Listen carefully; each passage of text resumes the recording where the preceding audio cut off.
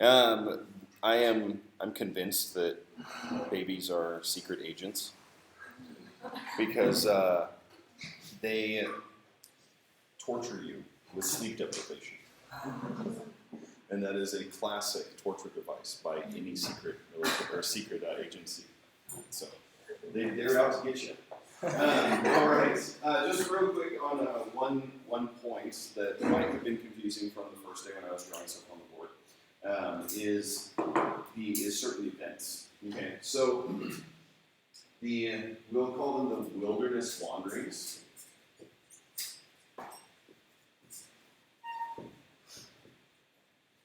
And that's a pretty standard definition or term that you'll come across in many places. And the wilderness wanderings in the traditional date go from 1446 to 1406 BC.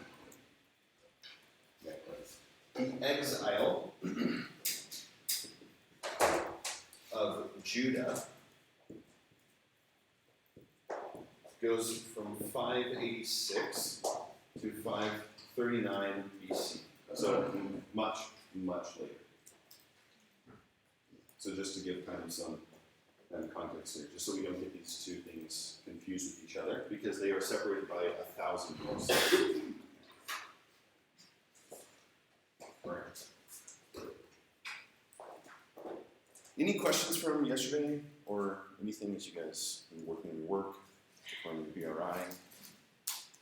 I have a question just with like the date that we have in First Kings, and I guess with this date as well. How do we know like the specific date of Solomon's reign? Sure. So there are two kind of historical outside events that are corroborated that help us in that event. Okay. So we're going to do a little bit more math and do some more dates here. All right. So the first one is, I'm going to erase this.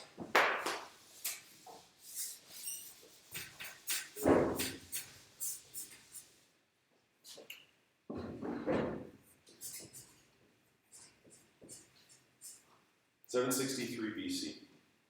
Okay. In the Assyrian king list, they record a solar eclipse. Okay. The nice thing about the stars in the sky is that they never change. Okay. The stars in the sky are a fixed pattern, and the only thing that changes are meteors, comets. Planets rotate, but they always rotate on the same rotation as far as we're concerned. Within the spectrum of thousands of years, they won't deviate hardly at all. Over the spectrum of millions of years, of course, there will be deviations. But for our conversations as far as human history goes, 763 is pretty much a fixed date for us. This happens, and we can date it to June 15, 763 BC. Okay. So what we can do is we can go back. At any point in human history, you can go back and see what the stars looked like on any given night at any second in all of human history. And there's astronomy programs that can do that for you. Okay. So this date is fixed because we know there's a solar eclipse that happens on this day, and it's talked about in Assyrian king royal records. Okay. So because of that, and because of then Assyrian king reigns, we can date other events and when they happen. Okay, so this gives us a fixed point in history for who was reigning at that time, and then what year of their reign that it was, and then from there we can date a variety of other things. So we get a lot of other dates in the Old Testament, but one of the ones that is also helpful is around 925 BC. And this is give or take a year or two, not a big gap. This happens there's an event in 1 Kings 1425. And 1 Kings 1425 tells us that Pharaoh Shishak came up and attacked Judah. And we call this the Shishak Attack. And Pharaoh Shishak comes up in the 5th year of Rehoboam. Rehoboam is Solomon's son. Okay. So the 5th year of Rehoboam means that he started reigning in which year? 930. Good. I'm trying to train you guys for the next 6 months worth of SBS.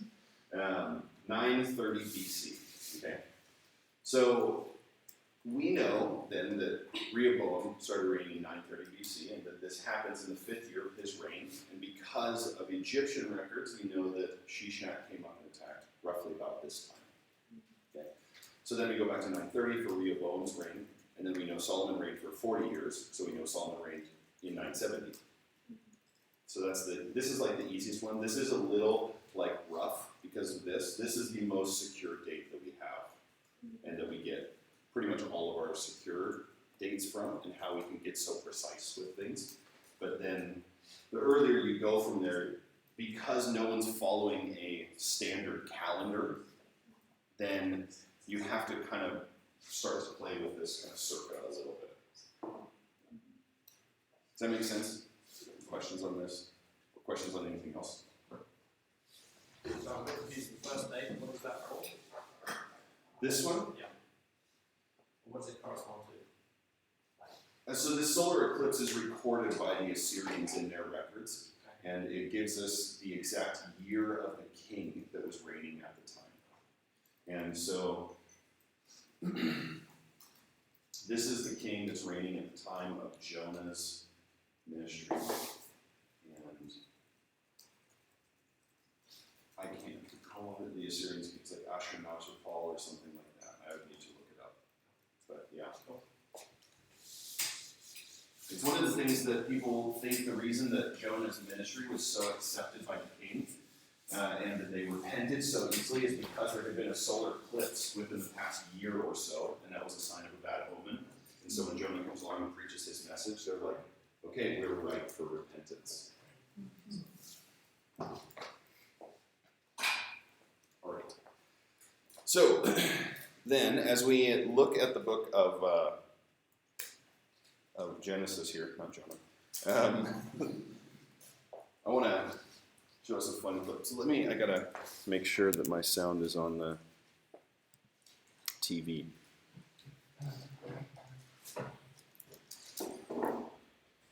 There we go.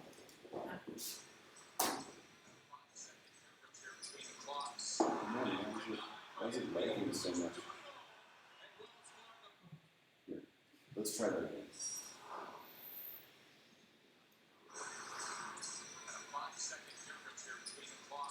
Dang it. I don't know why it's lagging so much. I watched it yesterday on my computer. It might be the size of the screen. Let me pause my video real quick. Sorry about that.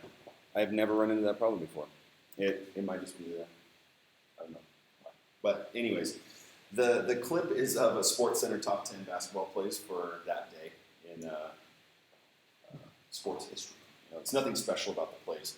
But the point that I want to make with us is that sometimes we can look at the stories in the Old Testament, and what you are looking at is a highlight reel of somebody's life. Right? You don't get the day-to-day interactions or the movements of their life moment to moment.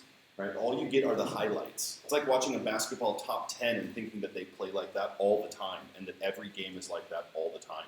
No. And so we don't want to think like that. We want to be aware of the fact that reading the Old Testament books are like watching a Sports Center top 10. We're just watching the highlight reel of people's lives. 80 years of Moses' life is covered in one chapter. Chapter 2 of Exodus. Right? He's born and he's 80 by the end of the chapter. So you don't get a ton, right? In Abraham's life, you go basically through 35 years of life in about 30 minutes. Okay? So we have to be careful to not compare our daily life to their highlight reel. Okay? And that's what we can get so caught up in our lives looking at social media and Instagram, and we think that people's lives are always like that.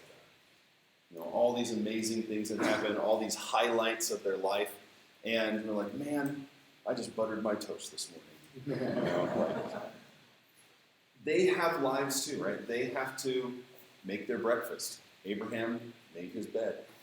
He had to go to the bathroom. These people are normal people. They have day-to-day lives, and they have moments of dramatic encounter in their lives.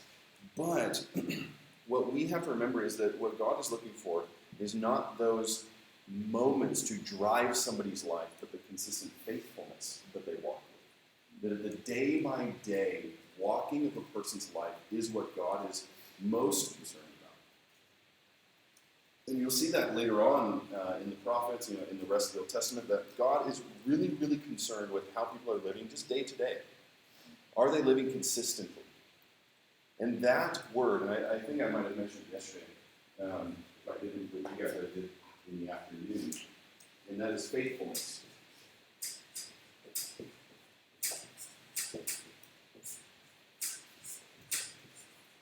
This marker was not the best choice. Faithfulness is the word that God is looking for in our lives. Right? That would be what characterizes our walk, just as it characterized the walk of those in the Scriptures.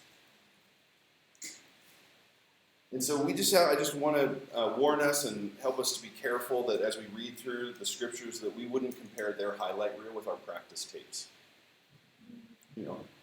Every day is a practice, right?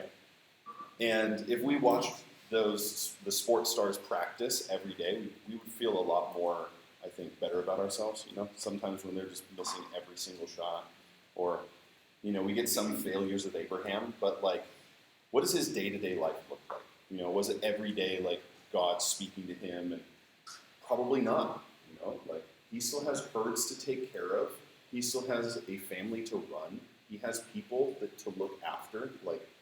Abraham has a life as well.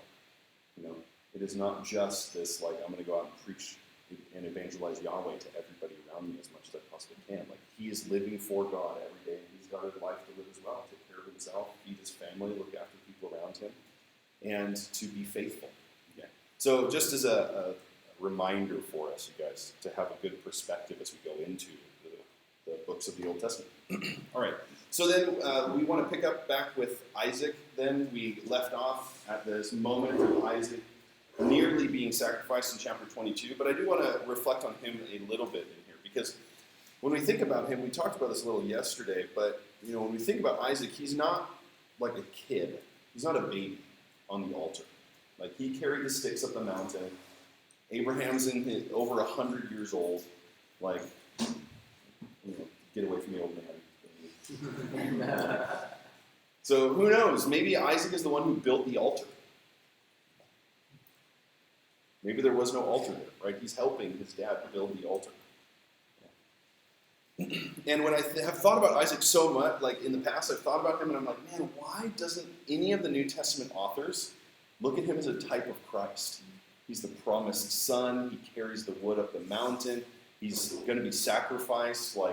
All of this stuff, it's this is a perfect type for Jesus. And then I realized why it's not. And that's because the goat is Jesus, right? The goat in the story, the provision of sacrifice in place of Isaac, that's Jesus. God providing a sacrifice for the promised son. So who is Isaac then, in the New Testament perspective? Us. You and me. Book of Galatians, chapter 4. Paul says that we are the promised son. Right? So that's what Paul makes the statement of. Now, how does that play out, right? I think with what we would be thinking about then Isaac and what he's thinking about, going up this mountain, being put in that place, he's the one who's going to be sacrificed. And God will provide something in his place. And we see him not struggling. He is willing to go up. He's willing to place himself on the altar. And it makes me think of Romans chapter 12, verse 1 and 2, where Paul, after writing this beautiful script of theology in the first 11 chapters, will continue with theology, but more application. He says, I appeal to you, therefore, brothers, by the mercies of God, to present your bodies as living sacrifices, holy and acceptable to God, which is your spiritual worship. Now, the thing about being a living sacrifice is that we tend to crawl off the altar. It's pretty hot up there. It's not very comfortable. It's not the nice place to be at, right? And so we tend to want to get off the altar, and usually we wake up in the morning and find ourselves on the ground instead of on the altar. And we place ourselves there each day. But that's the picture then with Isaac, right? Is that we, like him, must put ourselves up on the altar of sacrifice so that we can find the place that God has for us, right? That place of sacrifice, obedience, and walking with him. So I think that's just an important picture to parallel with Isaac. So we'll brush over Isaac quite quickly because the author of Genesis does. But just to highlight some things, so chapter 24 with Isaac and Rebekah, this story felt repetitive when you read it, right? I read the same thing 3 times in the same chapter. And the thought behind that is it probably reflects very standard oral tradition, which is common, that in an oral tradition, to recall the details of a story repetitively is one of the markers for remembering a story well. So this is probably an oral story that was then transcribed into a written format. But one thing that we do see at the end of this chapter with Isaac, now he's not a young boy at this time, right? He's a man. And we see him in 24:16 that when Rebekah comes back to the land of Canaan, that Isaac is out in the field meditating. And I found that quite interesting. This is the only use of this word in the entire Bible. And how do we know that it means meditating then? It's the only time it's ever used. Well, it relates to an ancient Arabic word that means to walk with religious intent. So it's out wandering in a field, meditating or reflecting on God or thinking about him, like that kind of thing. Okay? And so it's just an interesting observation to consider the fact that Abraham had trained Isaac in these ways. Right? Probably Isaac didn't just one day, like, I'm going to go out and meditate. So Isaac had been raised by his father in reflection of God. Right? And so one of the things that I've noticed just about Isaac that I think is helpful, and while he doesn't get highlighted very much in these chapters, he will still be alive for quite some time in the narrative story. But Isaac kind of stands as a prophetic hope for the original readers. And I'm going to contrast Isaac and Jacob a little bit in this respect, and we'll see this again with Jacob later on. But with Isaac, we see that he lives in the promised land his entire life. Right? He never leaves the promised land. Right? He is there, living in his land. While he is a sojourner, he doesn't receive any of the land. He lives there. Okay? We see that when Rebekah comes to him, he's found in relationship with God. Right? So there is this meditation, this reflection with God. He is obedient to the Lord in prayer and revelation. He's obedient to God. Even despite his moments of weakness and sin, he still shows his obedience to the Lord. And then we see as well that he is this son of promise, like Israel. Right? God will call Israel his firstborn son. It's kind of a picture of the promised son. And then he prospers despite his circumstances. So even though he faces difficulties and challenges in the land, because of his obedience to the Lord, we see his prosperity. And God blesses him. So I think this kind of reflects then the hope for what Israel could be. You know, they can stay in the promised land. God will bless them. Even when times are difficult and challenging, that God will bless their obedience. And that really will depend on them following the covenant. Now, a word quickly on this idea of covenant. Because when we think about covenant, we want to just be aware of kind of what we're talking about. What kind of covenants have we talked about already? I've given 2 terms. One I've talked about a couple of times. Do you remember? Unilateral. This is a covenant that is basically one person promising something to another person. So God made a unilateral covenant when he put the rainbow in the sky. when he promised he would never destroy the earth. He made a unilateral covenant when he walked through the animals himself and said, I will give this land to your descendants. So these are covenants. There's another type of covenant called a parity covenant, and I haven't really defined that. But that is where two individuals have equal stipulations upon each other. Okay, so both people together. The most common type of parity covenant that we see is a marriage. A husband and wife both have certain things that they vow to uphold to one another, and that is a parity covenant. The last type of covenant, which we won't see in Genesis, forgive my handwriting here. Suzerainty covenant. Okay. So a suzerainty covenant is a covenant where there is one more powerful person who imposes a covenant upon a less powerful person. Or this could be upon many, many people. Okay. So it just could be a large person upon a lesser person, or just a more powerful kingdom upon a lesser powerful kingdom. So when we talk about a covenant in Genesis, we're mostly talking about unilateral covenants from God. Okay, these are more promises from God. Okay, so that's mostly how they're going to be referred to as promises. But suzerainty is the type of covenant that God will make at Sinai. This is the law of Moses, is a suzerainty covenant. So I'm not going to talk about that now, but I'm telling you ahead of time so that when you hear it during Exodus through Deuteronomy, you already have been familiar with it. Okay? So it's not going to be surprising.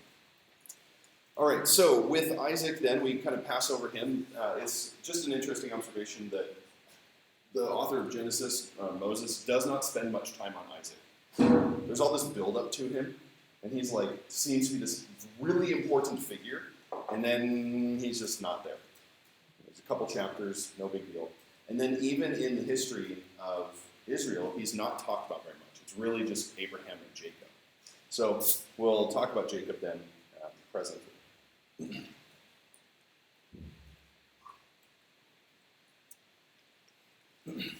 Now, when we think about Jacob and Esau, and while this story will come sequentially after the death of Abraham, this story does not take place chronologically after the death of Abraham. In fact, Abraham will die about the time that Jacob and Esau are 15 years old.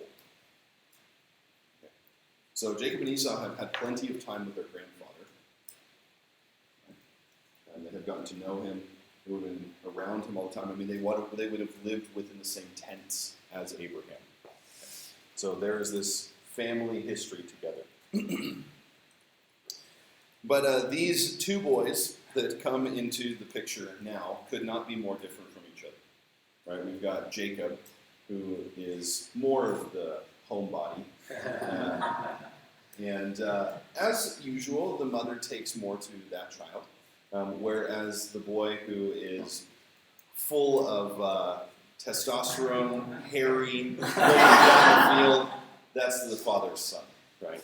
And so Isaac takes more to Esau, of course. And what we see between them is, of course, this animosity or contention between each other, where even from the womb they are fighting. And that's the word of the Lord to them, to Rebekah about them, is that they will continue at odds with each other. For all of their existence, and Jacob will rise above Esau. Esau will end up serving him, and so the greater, the older, will serve the younger. But one of the things that we can't get caught up with right now is thinking that one is more godly than the other. Okay, usually, we kind of have this perspective of, oh, Jacob is the godly one because God is going to bless him eventually, but he's not. Okay? He's not godly. He's not doing the right thing. He is deceiving. And he is selfish, doesn't care about the people around him, and really only is thinking about his own prosperity and blessing. Okay. So Jacob is not presented as a godly person. So we don't want to make that mistake. Okay. So we should be looking at him and saying, well, that was not right, or that should not have been done that way. Because what we end up seeing is that Jacob really is a con artist, right? He's sneaky, he's deceptive, and he gets that trait from his mother, who is also sneaky and deceptive, as if she is the one who incites him to deceive his father. And then we run into Laban, her brother, who's also a deceiver. So it seems to run in the family. And as Rebecca is aware of this word, the prophetic word from God, we're not sure if Isaac is aware of it or not. Okay, so I'm going to bank on the idea that Isaac probably knew the prophetic word. Okay, so I'm going to go from that perspective simply because they lived in the same home for decades together, and I'm going to bank on the idea that Isaac probably was aware of the prophetic word over Jacob and Esau. But Rebecca didn't just keep it to herself. So then, Esau, hungry one day, comes back from a hunt that rewarded him with nothing. Super, super hungry. He comes into their tent and he says, "Give me some of that red stuff." In the ESV, it says he asks for some soup, but it's a really raw statement in Hebrew, and he just, "Give me some of that red stuff." And that's one of the reasons people think, or it has been suggested, that Esau takes on the name Edom, because Edom means red, but it's also in the area of Jordan and Petra, and so all the rocks are red, but also his hair was red. So you run into all these kind of connection points, right? So it's the soup, it's the hair, it's the lamb connecting him. But we ask this question then, what is the birthright and the blessing? And what is Esau really giving up in this moment? And what is Jacob kind of cheating him out of when he takes away this blessing? Well, in the ancient Near Eastern culture, one of the things to be aware of ahead of time, okay, in the ancient Near Eastern culture, making a vow, it becomes an irrevocable statement. Okay? You'll see this treated that way in the rest of the law. That when someone makes a vow, they have to go to the temple to redeem that vow. They can't just take it back. Okay? So the cultural perspective of the day is that a vow is eternal. You cannot undo a vow. You either have to fulfill it or pay for it. So when Esau sells his birthright, he can't just be like, finish his soup and be like, "All right, give it back." Right? It's done. Like, it's finished. Right? Esau has completely given away his birthright. So what is a birthright? What does that mean that he sold his birthright for a bowl of soup? Well, the birthright is the right to inheritance.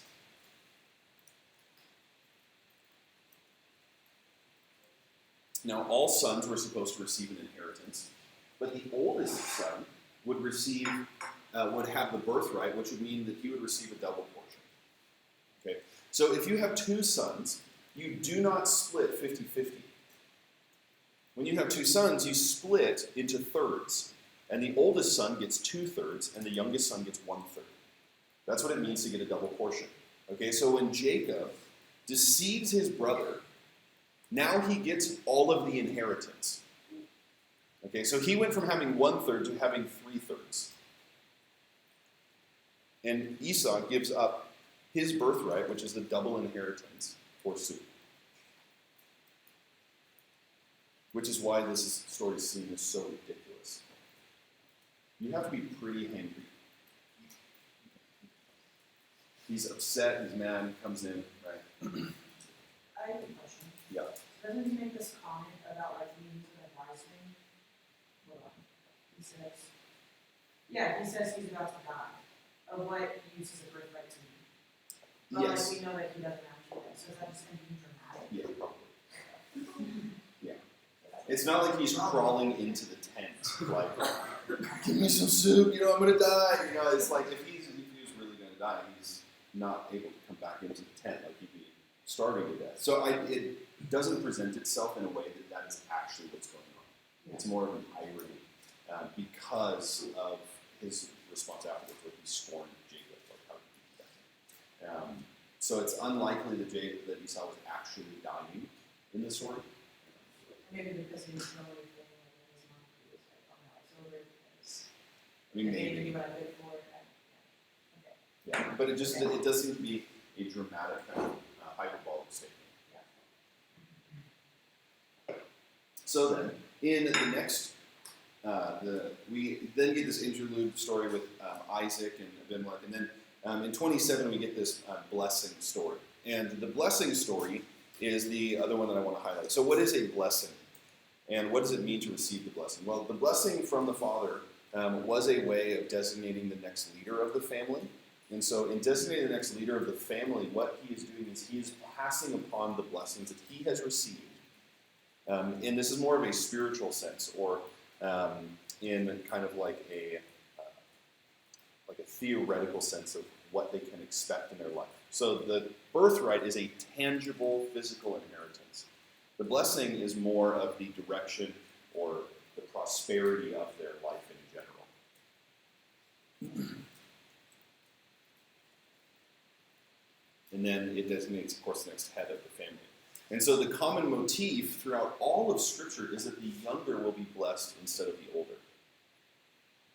And that God will highlight or draw out the younger of the children, the younger of the sons. Right? We see this with David, all that kind of thing. And even with Jacob, Jacob is not going to give the blessing to his oldest sons. He's going to give it to his fourth son, which we'll see later on. So this also, he blesses a younger son instead of the oldest one.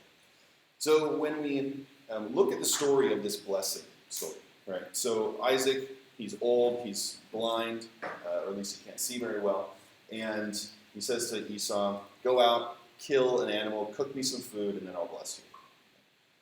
So Rebekah overhears that, and she tells Isaac, okay, we're going to get him. So go get some goats. I'm going to cook them, and then you put on some hairy animal fur on your hands, and we'll go in and we'll get your dad.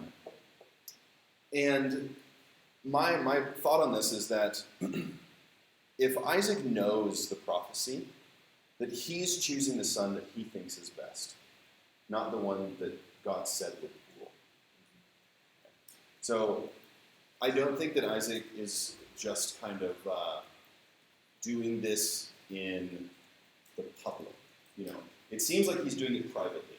He goes to Esau and he says, or Esau comes to him and he says to him, okay, Esau, go get an animal, we're going to do this thing. Right? And Rebekah overhears it. So it seems like it's a private conversation. So Isaac is trying to be sneaky about this. So let's say it happens. Esau gets the blessing, and then Jacob comes to be blessed, and he's like, I don't have any blessing left to give to Jacob. Right? And Rebekah is like, you knew the prophecy, blah, blah. And so we see Isaac is kind of trying to be secretive about it and play a hidden game in getting Esau to go and get the animal and to come back and to make the food. And when Jacob comes in, of course, deceives his father is curious about him, right? And how is it that Isaac doesn't know Jacob's voice, or that he's confused by it? I think the whole scenario is just such a funny one, because how would animal fur deceive the hair on a human's skin, or the voice be deceptive? There's so many questions in the story. But Jacob ends up getting blessed by his dad Isaac. Right? So he receives all of these blessings.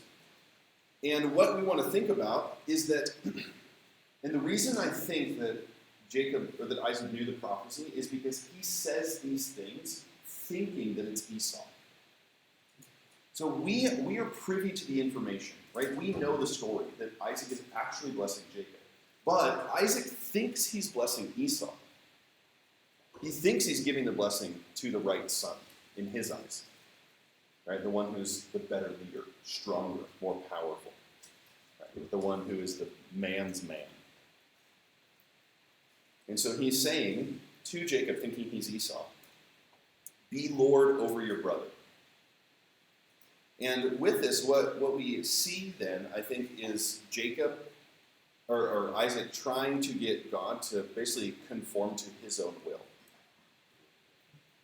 Trying to shape the story according to what he thinks is best, not what God has said.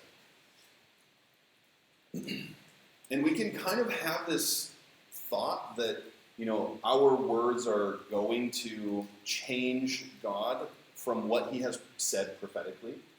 Like That's what Isaac seems to be doing. He seems to be coming from a pagan perspective to shift God's perspective on this, to change his mind, to get God to do something that he didn't say he was going to do. And I think that sometimes we can kind of present ourselves like that, where we're trying to coax God, twist his arm to do something that maybe he didn't say he was going to do or said he wasn't going to do. And we kind of just pray and try to get him to change his mind. Right? And it's not like if Jacob, or if Esau had been blessed instead of Jacob, that God would have been like, oh, nuts, we'll try next time. God is not going to be up there being like, oh, you messed up the whole plan, Isaac. Right? He can't be twisted on this. Like, he's not going to get his arm twisted and be like, oh, well, I guess I got to do it now. God is God. And he's the one in control. He's the one supreme over the situation. And so in that, I think that we've got to ask the question of, are we submitted to the will of God? And is our heart in line with his will? Or do we, hear from the Lord and try to pray into a different direction? Do we try to shift his will to be something that it's not, just to conform to what our heart wants? Because really what we see trying to be taking place throughout the scriptures is that the human heart and human will would be sanctified so that they would become in accordance with God's will, God's heart desire. And the question for us is, are we trying to get God to do what we want, or are we letting our heart and our mind be sanctified to try to want what he wants?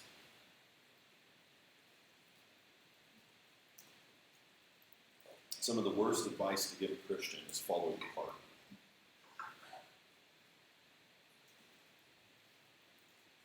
You should be telling them to follow God's heart, right? Because the human heart is deceptive if it is not renewed by God, if it hasn't been sanctified. Okay? And so we don't want to just follow whatever our heart says. We want to turn to God and ask him and seek him. Okay, so with Jacob now, of course, Esau gets super upset. He comes in and Jacob's like, or Isaac, I don't have any other blessing to give you. Okay, so again, this is like ancient Near Eastern mindset. Like us today, we would be like, I'll just take it all back and I'll say it to you. There is no reverence over the words that we would say to somebody. We don't hold any power in our words. To think that we could just take something back and say, oh, no, I didn't mean it. Just kidding. And then I'll say it to the second son. Like, we don't have reverence over our words in that sense. They have an incredibly high reverence for the things that they say and the seriousness in which they say them. And so when he gives the blessing to Jacob, and Esau comes and said, bless me also, Isaac's like, I can't. I have nothing else to give. I don't have any blessing to pass on to you. And what he ends up passing on to him is more of this kind of curse. Like, I don't have anything else to give you except you're going to be submitted to your brother. You guys are going to fight your whole existence. I don't have anything else to tell you. So there's a very high reverence over words in that sense. And Jacob is forced to flee for a couple of reasons, because Esau wants to kill him, but also because Rebekah has had her life made bitter because Esau married women in the land. So one thing just to think about with Esau is cut from the same cloth. It's not like he's like Ishmael, who came from an Egyptian slave. Esau is just as much an Israelite as Jacob is at this moment. Right? Jacob, of course, will become the father of Israel. But they both came directly from Isaac and directly from Abraham. Yeah. So they're really not that different. They are brothers. Okay? Which is why then Edom, later on, will be kind of condemned or spoken against, because they have disregarded their brother and rejected their brother. So Jacob is forced to flee because Rebekah does not want him to marry any women in the land because they've made her life bitter. And so he's forced to flee up to Laban. Said, hey, head up to Haran, where our family was from, where Rebekah's from, and go and find Laban, your uncle. And so Jacob leaves, and Jacob, being kind of a homebody, with his mom. Like, it's like his first time on his own. You know, like heading out by himself, out of the house, 18 years old. I believe he's way older than that. And so he's heading out, and he goes to the city of Luz, and he falls asleep on a rock, which is probably really uncomfortable. But as he falls asleep, he has this vision, right? And what do we see in the vision? What happens in this vision? You guys tell me.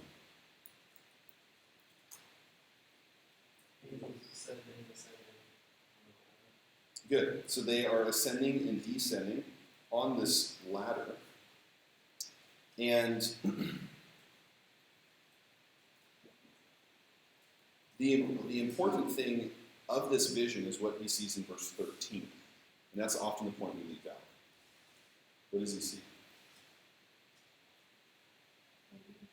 All right, so he sees the Lord standing above the ladder. Okay? So this is the significant point. Not just that angels are coming up and down at Bethel, but God is standing at the top of the ladder. And it's from there that then God is going to bless him and pass on the patriarchal blessings to him. So he's going to give him the same promise that he had given to Isaac and that he had given to Jacob. Why is this so significant at this moment? Because Jacob is running for his life. His brother wants to kill him, and so he's fleeing for his life. And we see that God gives him this dream and gives him the promises. And in those promises, he also promises protection. You know, one of the wildest things here is in verse 15. What does God say right at the beginning of verse 15? I'm with you. Why should that stand out to us? Because they thought gods were territorial. So as Jacob's leaving the land, God's not coming with him. God's staying in the land. That's where he lives. That's his home. So for God to say, I am with you, and then that kind of perspective is going to carry on, and God will continue to be with him. And then he's going to keep him wherever he goes, and then he's going to bring him back to this land. Okay? So these kind of promises are wild. God will be with him. That is totally against what he understands culturally. So we see, of course, the patriarchal promises passing on, and the readers as well, I think, can relate to a similar experience at Mount Sinai, where God shows up at Mount Sinai, and then even after the Golden Calf event, God says, I will go with you. So there is some relationship between things going on here. I have a question on that. Yeah. Like just in verse 16, Mm-hmm. Jacob's response is surely in this place the Lord is and much. Is that also kind of the breaking him out of the mindset of original God? Yeah, so I think I have some stuff on response here from 20 through 22, but yes, it is territorial response, right? So Abraham had been to a variety of places. He set up altars in a lot of different places. But Jacob comes to Bethel and he goes, oh, God's here too. You know, that's kind of his perspective. It's not this, we come in with this spiritual perspective, like, wow, God showed up to Jacob. It's more like Jacob is like, wow, God lives here also. So he renames the city Bethel. The word Bethel, the reason I pronounce it that way is because the word is Bet-El, and it means house of God.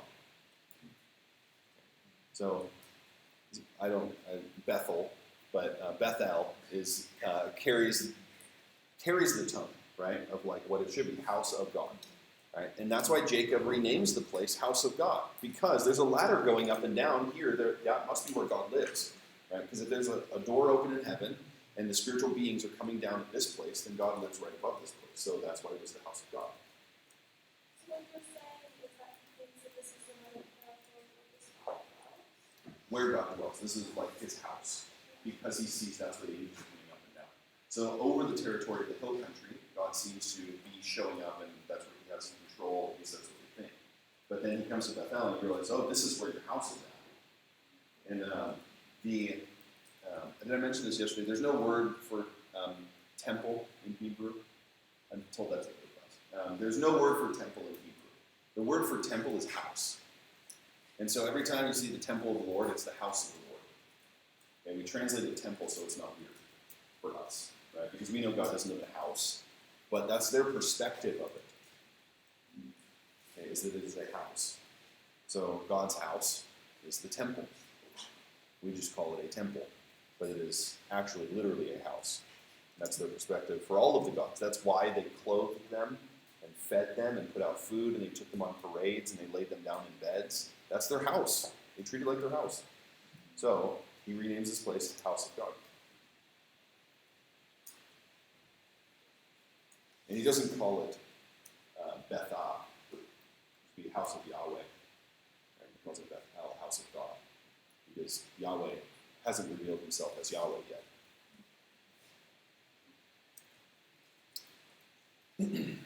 Okay, so with the promises that are given to him, what kind of... I've gone maybe a little too far. What would this have meant for the original readers, right? About God promising to bring him back and establish him as a nation? Because who is Jacob's brother? Esau. And his people become Edom. For the 400 years that Israel was in slavery, Edom has become their own nation. They have their own land. They are prosperous. They've been established in their land for 4 centuries. As the Israelites, you're like, okay, God, what gives? Where's our land? Why are we established? Why were we slaves? All this kind of stuff. And Genesis helped giving context to all of these things because it seems like others have been blessed and received the promises. And so with Jacob receiving these promises, it points to the fact that God is still blessing them. So it's a confirmation of the covenant or a reconfirmation of God's word to Abraham. And so we get these promises, right? God's going to be with him. And then we have Jacob's response. And Jacob's response in verses 20 through 22 is to receive the unconditional promises of God and respond with conditional statements.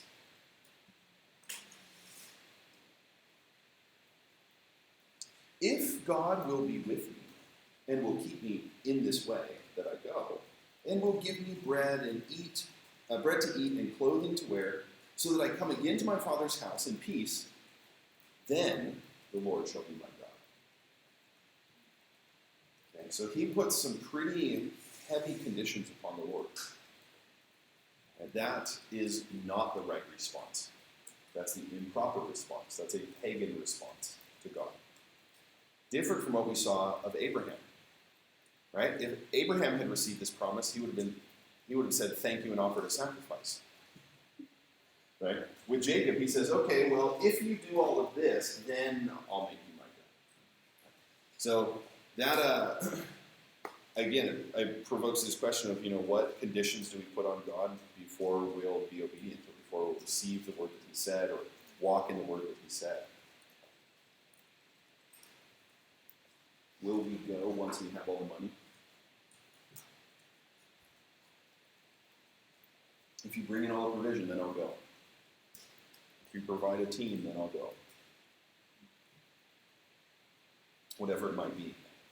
If we respond to God and his commands or instructions with an if statement at the beginning of it, we've already lost.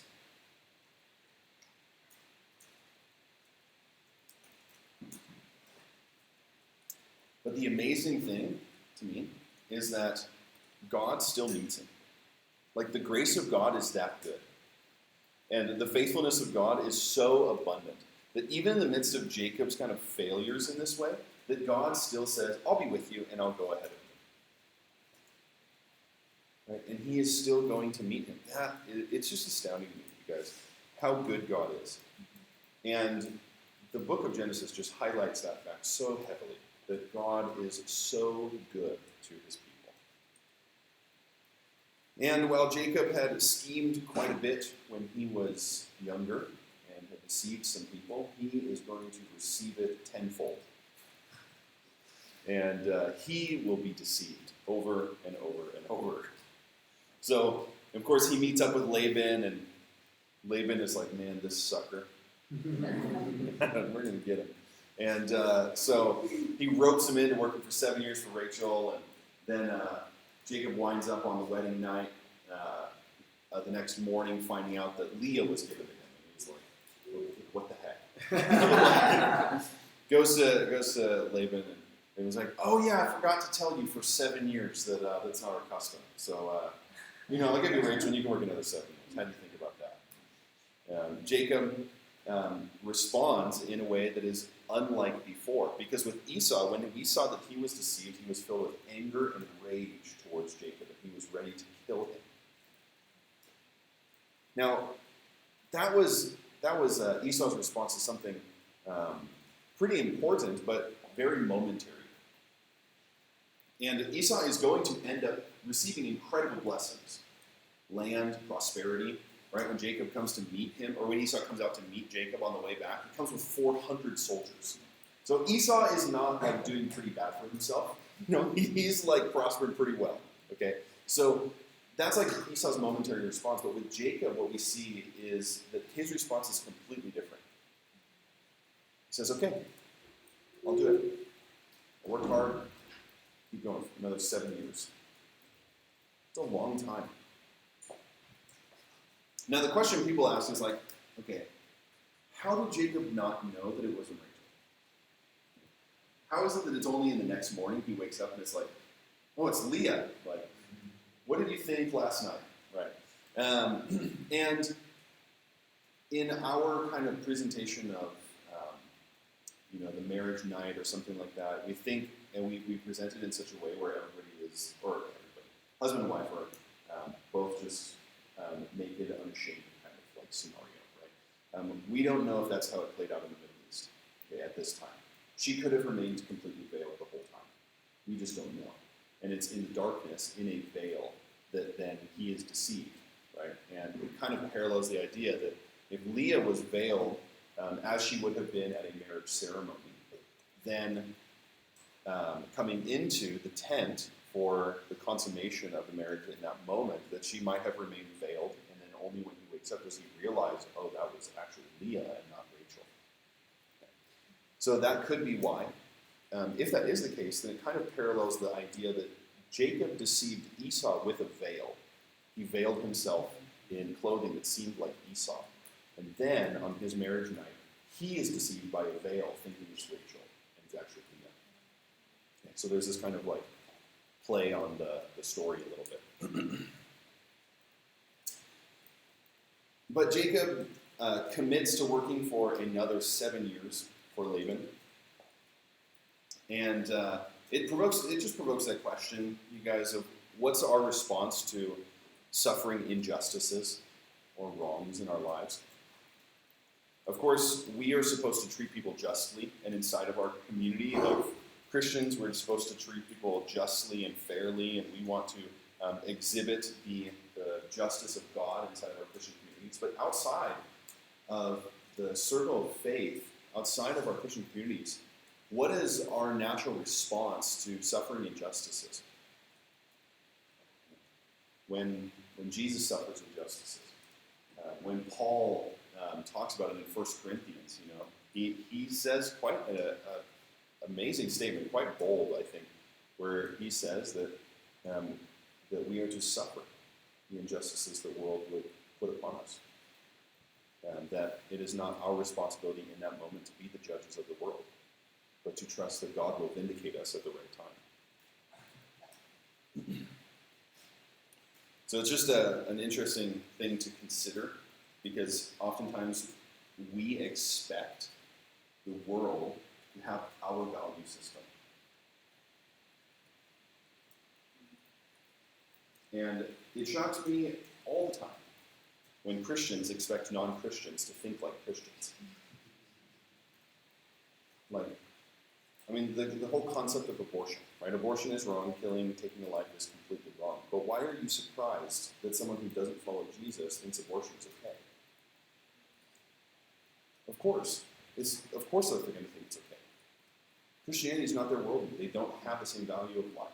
And so imposing kind of Christian worldview upon people who are not Christians, we shouldn't be surprised when they reject it and hate it. Because it's not what they think. Right? So when we interact with the world, our expectation should not be, these people are going to treat me like a Christian. Right? But that we should be aware of, people are going to treat me like they are selfish and like they are wicked. Because that is the natural state of a human being in rebellion to God. And that's what we see here with Jacob and Laban, is that kind of scenario. Now, Jacob is not that much more godly at this point. In fact, we'll see later on where God says, come and worship me, and Jacob's like, okay, everybody put away your idols. Let's go. So it's not like Jacob is like some high and mighty, holier-than-thou guy right now. Okay. But we see Laban in his actions is incredibly deceptive and incredibly wicked towards Jacob and just towards his family then. So then it gets to the end of these 14 years, and Jacob continues to work for a handful of more years for Laban. And in chapter 29 and chapter 30, we have that kind of this baby making contest between Leah and Rachel and their nurses as well. And that just gives us, again, the story of Israel. And one of the things that a couple of just literary things to be aware of is that the stories begin and end with barrenness, and that is something that characterizes all of these stories. Is that at the right time that God is the one who's providing children. And this is it's something to be aware of, right? God is the one who opens and closes the womb, and he's the one who provides children at the right time. Getting pregnant is not always easy. This is a side note, and we see that in this story here. So, the one thing to highlight as well is that why does Rachel try to buy these mandrakes? And what are mandrakes, anyways? They are a root or a plant, and they are thought to increase fertility. And so they would be consumed so that the individual might be more fertile and be able to conceive. And so Rachel tries to get them so that she might be able to conceive a child with Jacob. And it's just, the scenario is so funny because they're like basically prostituting their husband. You know? And Leah's like, let me sleep with him tonight. And then she gets pregnant and has a baby and after giving away the mandrakes, right? So it's a ridiculous scenario. But chapter 30 with this story then of Jacob's prosperity while he's been serving Laban is one where we see a miraculous provision of God. And I realize we've been going about an hour, so let's take a break. We'll take 10 minutes, start back at 11:52.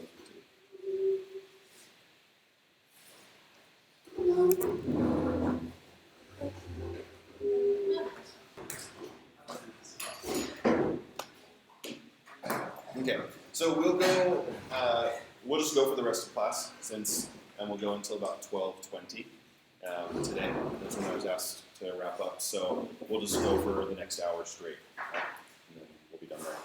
So, chapter 30, just picking back up, the time of Jacob's service of Laban seems to be wrapping up and coming to an end. But in this agreement, what Jacob agrees to, right, to take certain livestock for himself, and Laban says, yeah, sure, let's do that, and then takes all of them away, right?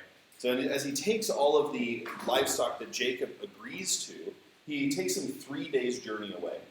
And so Jacob is left with a conundrum. You know, how am I going to get these spotted and speckled sheep that I had agreed to? And this is a supernatural thing.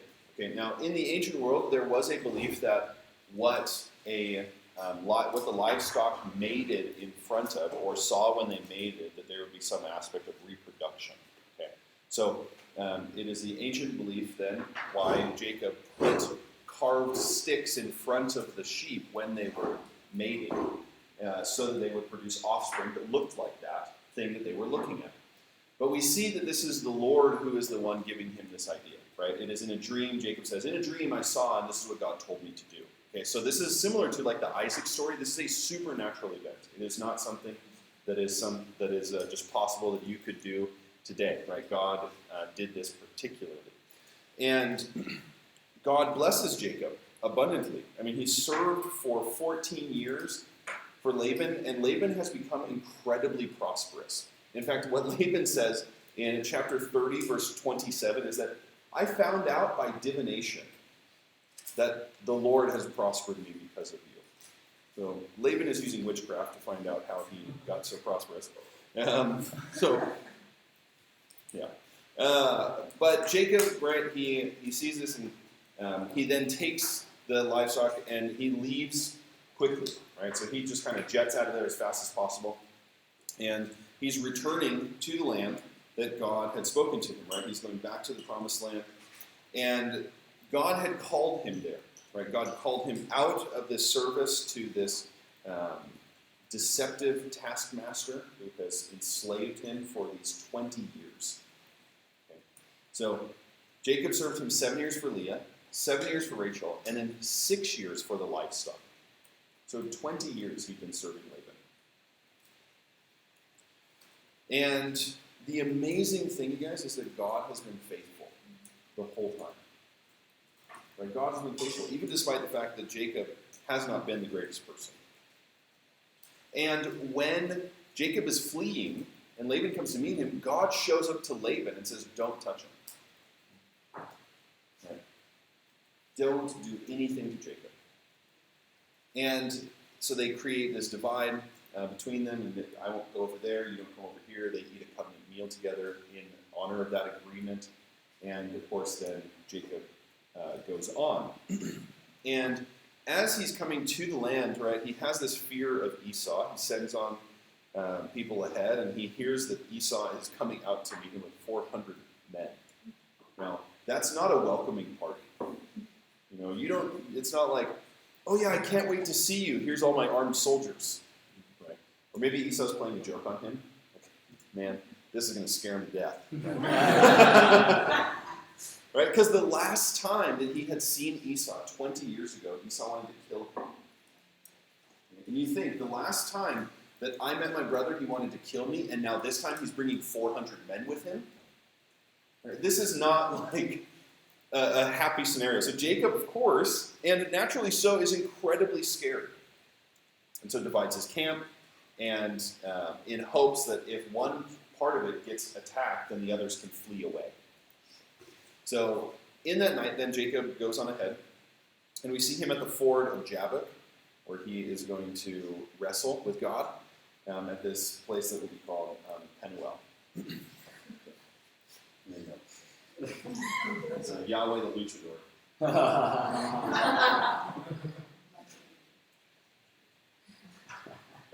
All right, so this is where they're at. Is this a? You guys ready? So Jacob and his family are coming down to Penuel, and that's where they're going to be at. And then Esau is coming out with all of his soldiers, right? And they're riding up to meet him, and that's where they're going to meet at. There you go. That's a treat for you. So Jacob spends the night here, and he runs into this character. Now, in this moment, we don't know that this is God. But how does Jacob know that this might be God? Now, some people make that suggestion that Jacob knew that it was God because he had seen God standing at the top of the ladder. And because he recognized him standing at the top of the ladder, that when he meets him at the ford of Jabbok, then that's how he knows, oh, this is God, right? I've got to get him to bless me, right? So there's some kind of understanding. Jacob knows. While the story is not clear, Jacob knows somehow. And so all of this time, God had been the one pursuing Jacob. Right? He's been the one blessing him. He's been the one taking care of him. He's been the one giving him promises. And now we see Jacob coming with this response and pursuing kind of this blessing. Now, the scenario is one that is a little physical, right? But we see Jacob responding to God, right? Seeking for that blessing. And why does Jacob ask to know his name? Probably because he wants some kind of control over him. Right? Knowing a deity's name or some kind of spiritual being's name gave you some kind of control over them.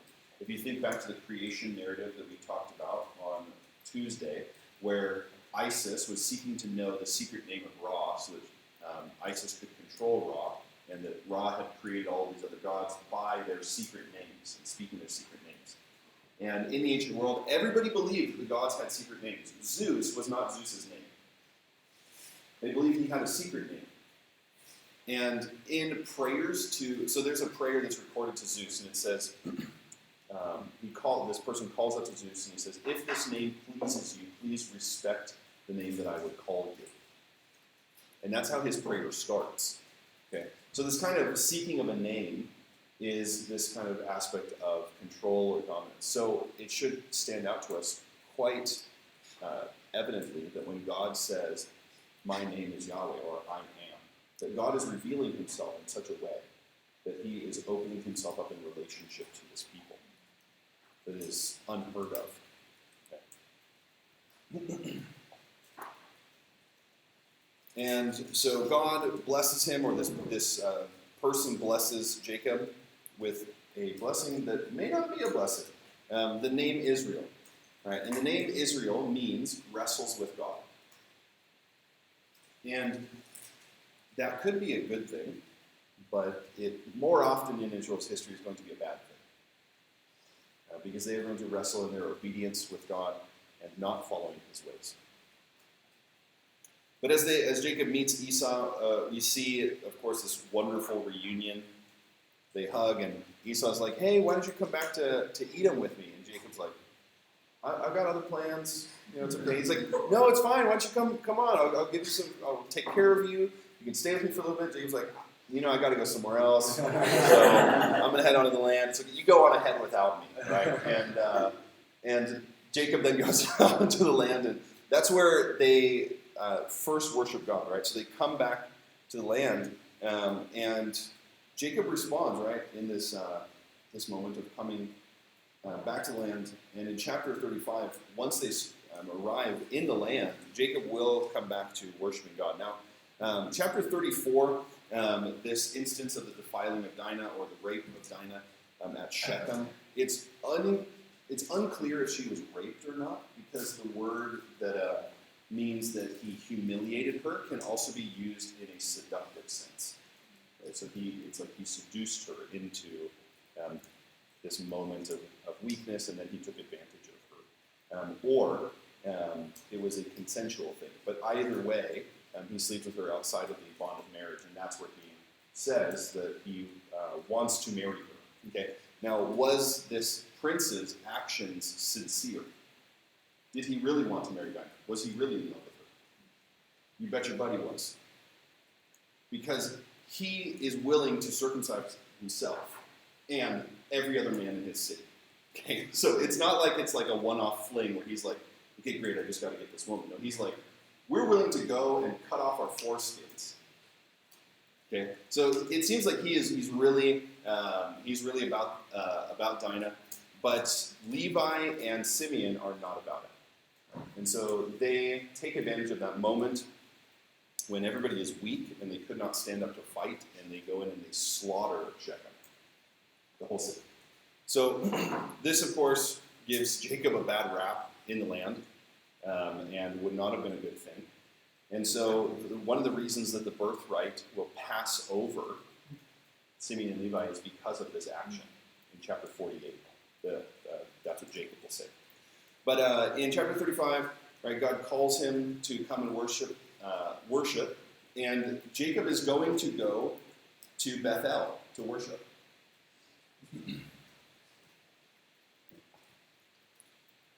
So he goes back to the place where God had met him before. Right? Why is that significant? Because that's where God had given him the promises. I will bring you back to this land. And so this is a testimony. It's a fulfillment to the word that God had spoken to him previously. But the first thing we see, as I mentioned, is this statement to put away the household, or put away their gods. Right? And the household gods that had been brought with them could be these foreign gods that are being told to be put away. Or it could just be that they had other idols that they were worshiping. Who knows? The household gods in the ancient world are a way of remembering ancestors. So it's more of an ancestral worship inside of the home, which is very common in East Asia, especially today, to have shrines to ancestors, or specifically to the previous generation, grandparents or something like that. But long ago, they would go back multiple generations. And so you'd have little figurines that depicted the prior generations. So that's what those probably are. So anyways, he teaches them, or he tells them to lay down, put away their idols. And I think that that's just an important lesson for the OR as well, right, to put these things away. Because we definitely see that they do have them, and they continue to worship false gods in their wilderness wanderings, which Amos chapter 5, verse 25 tells to us. But what this highlights to us again and again and again is that God uses messed up people. God is not waiting for Jacob to be perfect.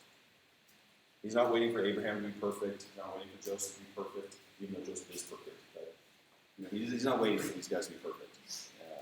He will use people even in the midst of brokenness, even in the midst of sinfulness, even in the midst of being people who would not be the picturesque, faithful person. And I think that should comfort us a little bit. It reminds us that the journey that we are on is not about the destination alone, but it's about the journey. It's about the road that we walk. It's about the path that we follow. And knowing that there is comfort in that is super important. So Jacob then, as he worships God, and we see him back in the land, it again provides this kind of reflection of Israel. So with Isaac, it portrayed a hope, and I think with Jacob, it demonstrates this reflection of Israel. So we see that Jacob leaves the land of promise out of fear, which is what is going to happen during the time of Jacob. Israel will leave the land of promise because of the famine, the fear of death and starvation. And then they are going to serve this deceptive taskmaster for a long period of time. The Israelites are going to be enslaved for potentially multiple centuries, and Jacob serves for 2 decades to someone who has deceived him into his service. Then we see that both of them leave out of the land, and at the instruction of God. And then this taskmaster pursues them to this point at which there's an agreement that they will not cross. With Laban, they set up stones and he does not cross it. With Pharaoh's army, it's the Red Sea. There is this freedom to never be enslaved again to this taskmaster, right? Moses will say, you'll never see these Egyptians again. And they both agree that they will never cross beyond those stones again. So there's this parallel there as well. We see then that he meets with God in the wilderness and wrestles with him, and that's what Israel is doing presently as the original readers. That they are wrestling with God in the wilderness in learning to be obedient, learning not to complain, and they're going back and forth in that wrestle. Next, we see that they're faced with a fear of entering into the promised land, right? Jacob, on his way back, faces Edom, or Esau, who comes out with all of these soldiers, right? And for Israel, they're also going to face fear of entering the land simply because of the armies that stand in their way. And the question is, God going to fight for us and with us? But they enter the land, and they put away their idols and serve God. And this is going to be similar to what will happen in the Joshua generation, that the time of Joshua will be the most obedient of any generation in Israel's history. And they put away foreign gods, and they devote themselves to Yahweh, and they repent when they need to repent, and they follow God. So I just find it interesting there's this kind of parallel going on. Then, with the end of Jacob's life, which the story is going to transition now to Joseph in chapter 37, but Jacob is not going to pass away until nearly the end of the book. And when we come to the end of his life, what we see is that he understands who God has been.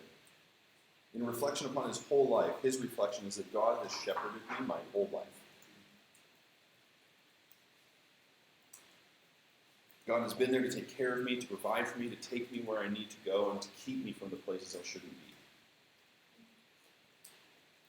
be. And that, again, it highlights just the grace of God, that while Jacob has not been perfect, while he's put conditions upon God for his righteousness and his obedience to accept him, all this kind of things, that God has been pursuing him. He has been unconditional in his love towards him and following him relentlessly.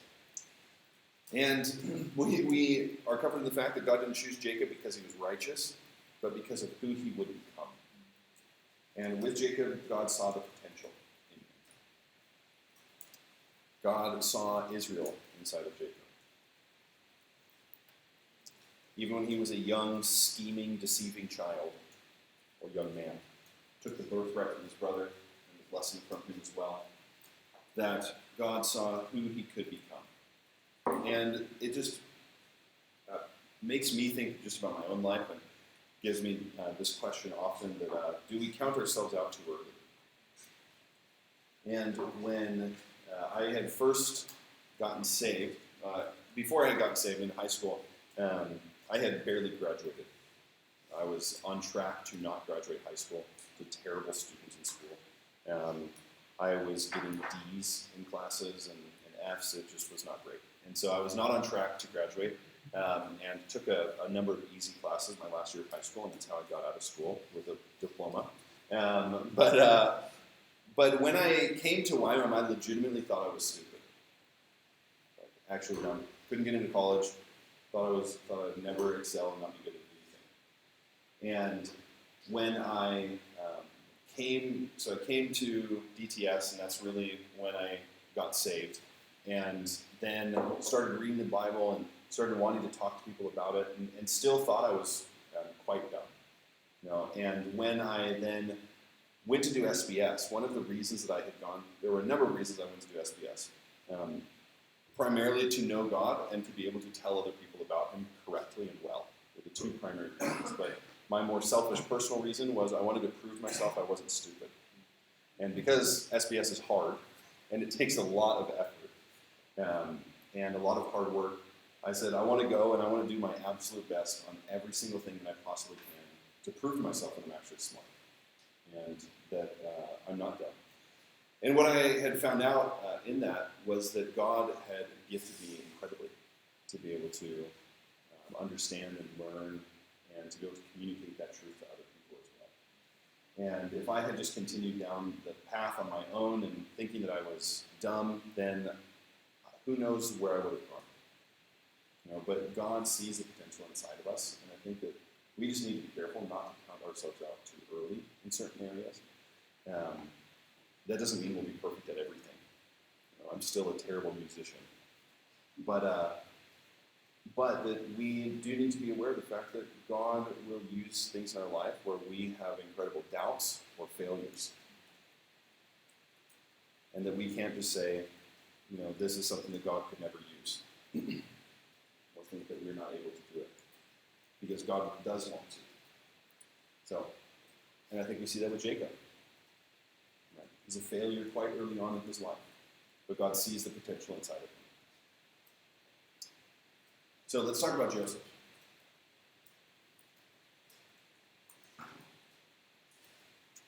Joseph is not a patriarch. How do we know he's not a patriarch?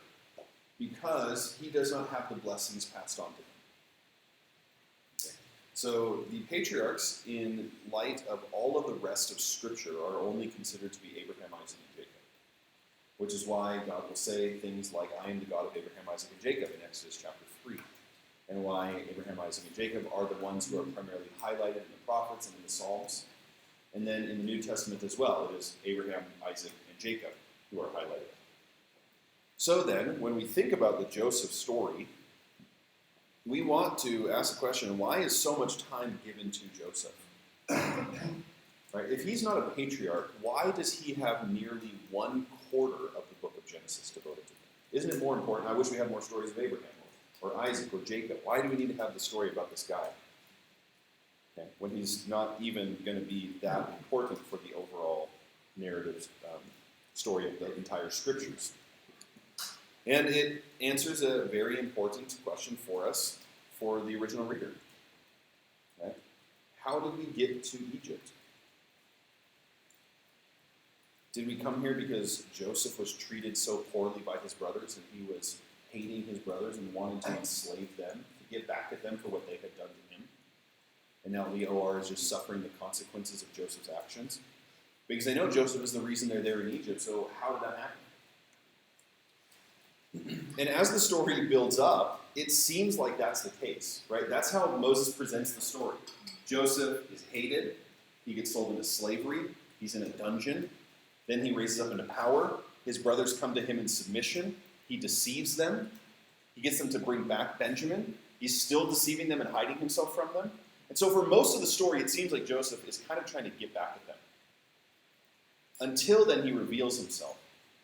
And then we see the whole shift in the story. And so it takes a huge turn and points towards the fact that Joseph actually loves his family. And we see that near the end of how that plays out with Joseph. Okay. So when we think about him, we want to think about how this story is correcting the perspective of the Israelites.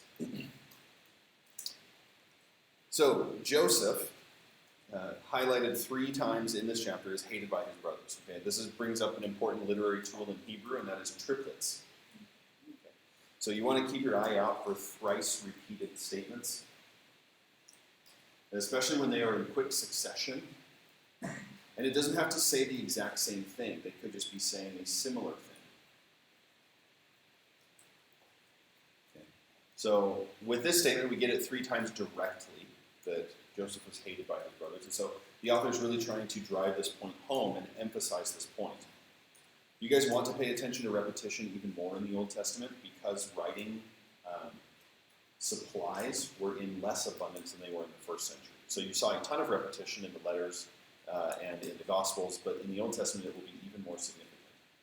So for example, in Leviticus, when the word holy comes up more than 75 times in 27 chapters, probably important.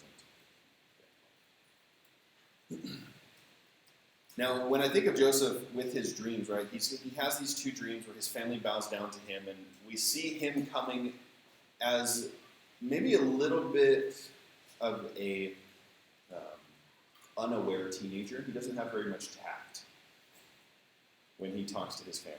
He just kind of says, hey, this is what I saw. All of you guys are going to bow down to me. How great is that? Sounds like, a little teenage kid coming to their family. They're the youngest. Everybody's coming. Everybody's around. They're like, hey, guys, I'm greater than all of you. And this, of course, his brothers hate him, if that's how he goes around boasting about how awesome he is, and then he's the most treasured one of his father, right? That is quite important. And these dreams show that Joseph, while he's not going to be the next patriarch, that he will be the next leader of the family, right? Because he's going to bring all of them into safety. And he will be shown as the one who is the most important amongst the brothers at this present time. How do we know that? Well, he's the one who receives the birthright. He gets 2 tribes instead of 1 tribe. Okay. So Jacob looks at him as the one deserving of the birthright. Okay. Double inheritance. And I think Joseph's vocalness about his dreams teaches us an important lesson, that we should probably be careful not to disclose the word of the Lord as soon as we hear it. Sometimes it is right to just write it down and hold on to it. And we don't have to say everything God tells us. Sometimes he'll just speak to us just for us to know. And we see the right response with Mary, right, where Mary held on to and cherished the word of the Lord in her heart, so that it might be revealed at the proper time.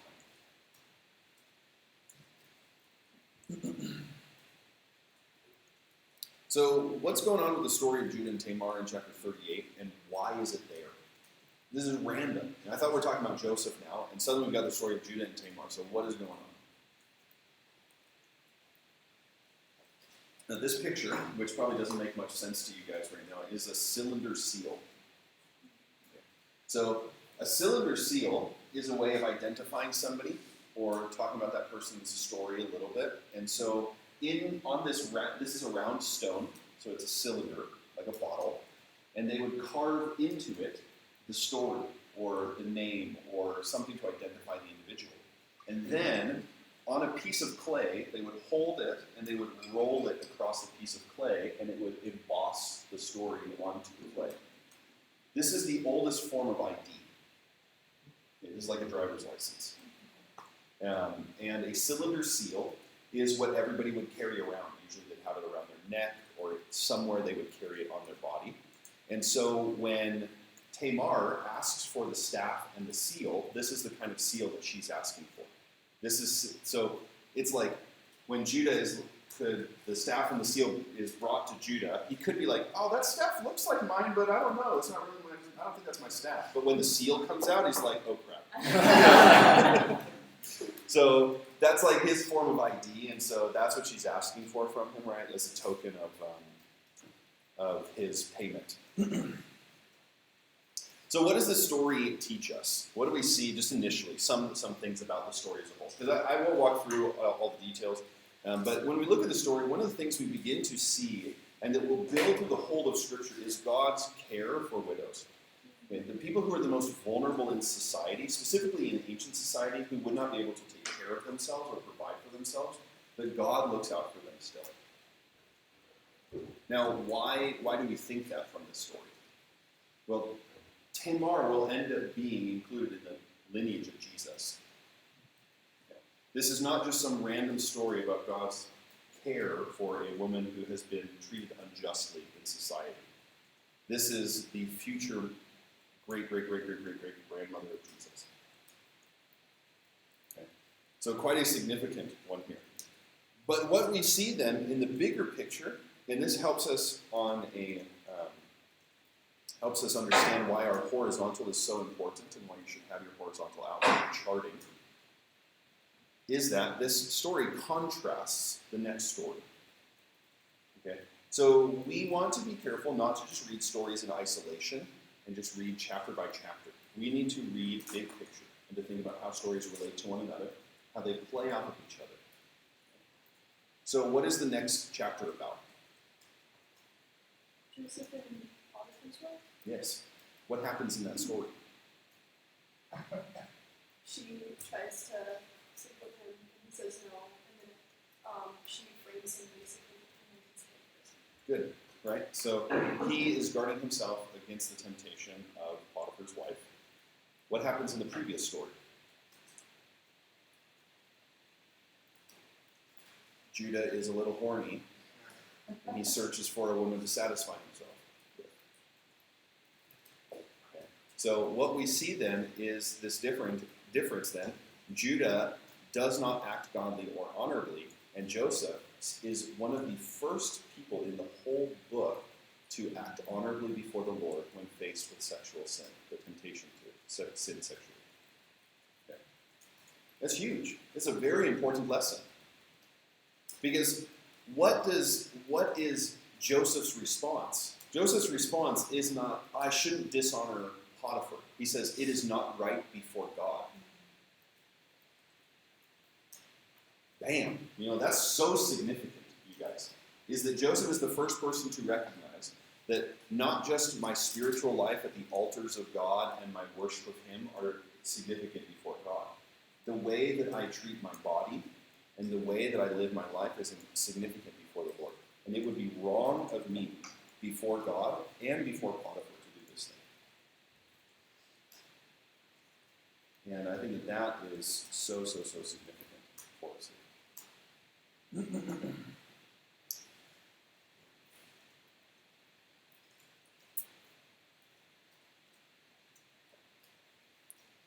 So when we look at Joseph then, because in chapter 37, Joseph gets sold into slavery and he gets brought down to Egypt, and he winds up in Potiphar's house. And we see Joseph being blessed despite his circumstances, right? He's given basically charge over the house of Potiphar. And Potiphar, being an official in the royal household, does have some sway with things. Okay? So Joseph is, in this story, in chapter 39, we see that God is with Joseph. Okay? 3 times, or in this story, 4 times in the story, it says that the Lord was with Joseph. Whether that's in Potiphar's house or in prison, God will be with him.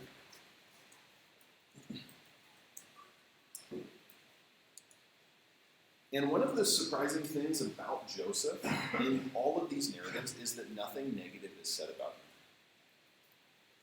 That doesn't mean he didn't do wrong things, or that he didn't do things that were dishonoring to God. But it is quite fascinating that nothing bad is said about him. This is a little taste of what ancient Near Eastern writing is like, where it seems like the main character can do no wrong. And we see God is with Joseph, and that in chapter 39, Joseph will stand up for what is right. One of the few people that is going to do that immediately in their stories or initially. And that lesson that I had just mentioned a moment ago, that he cares more about what God thinks than what man thinks, is huge. It is a reflection back on Abraham. But even better than Abraham. Because when Abraham is faced with the possibility of his own death and the loss of his life, he gives his wife away to Pharaoh and to Abimelech. And what Joseph does is that when he could face imprisonment and possibly death, Joseph says, I'd still rather honor God.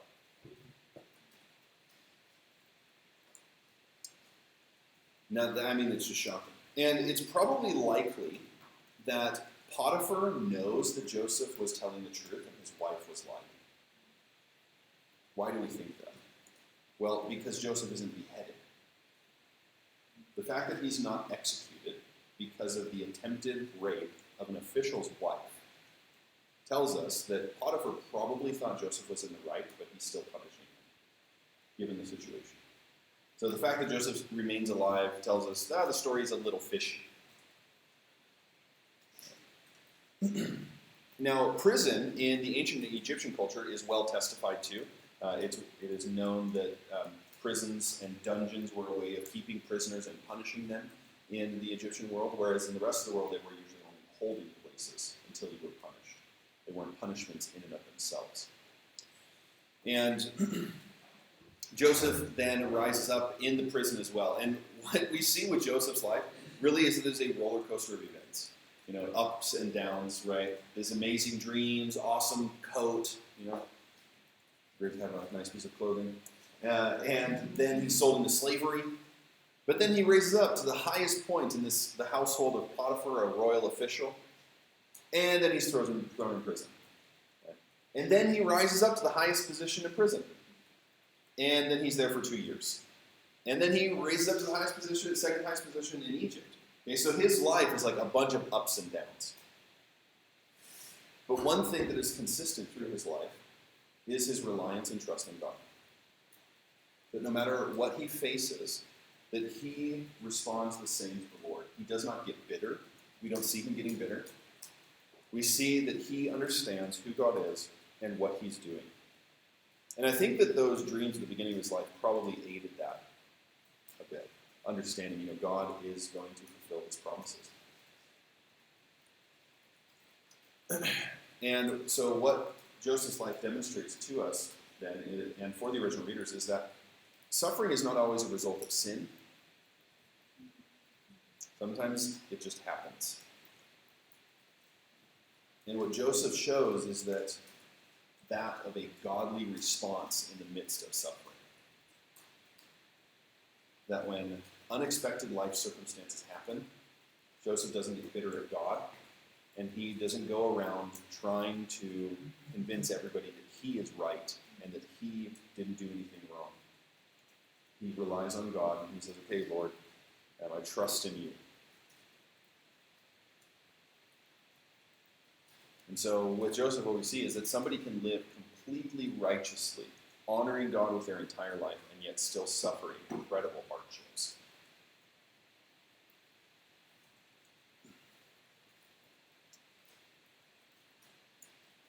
And I think that is something that the readers can relate to in Joseph's life, as they have suffered under unjust slavery for so long.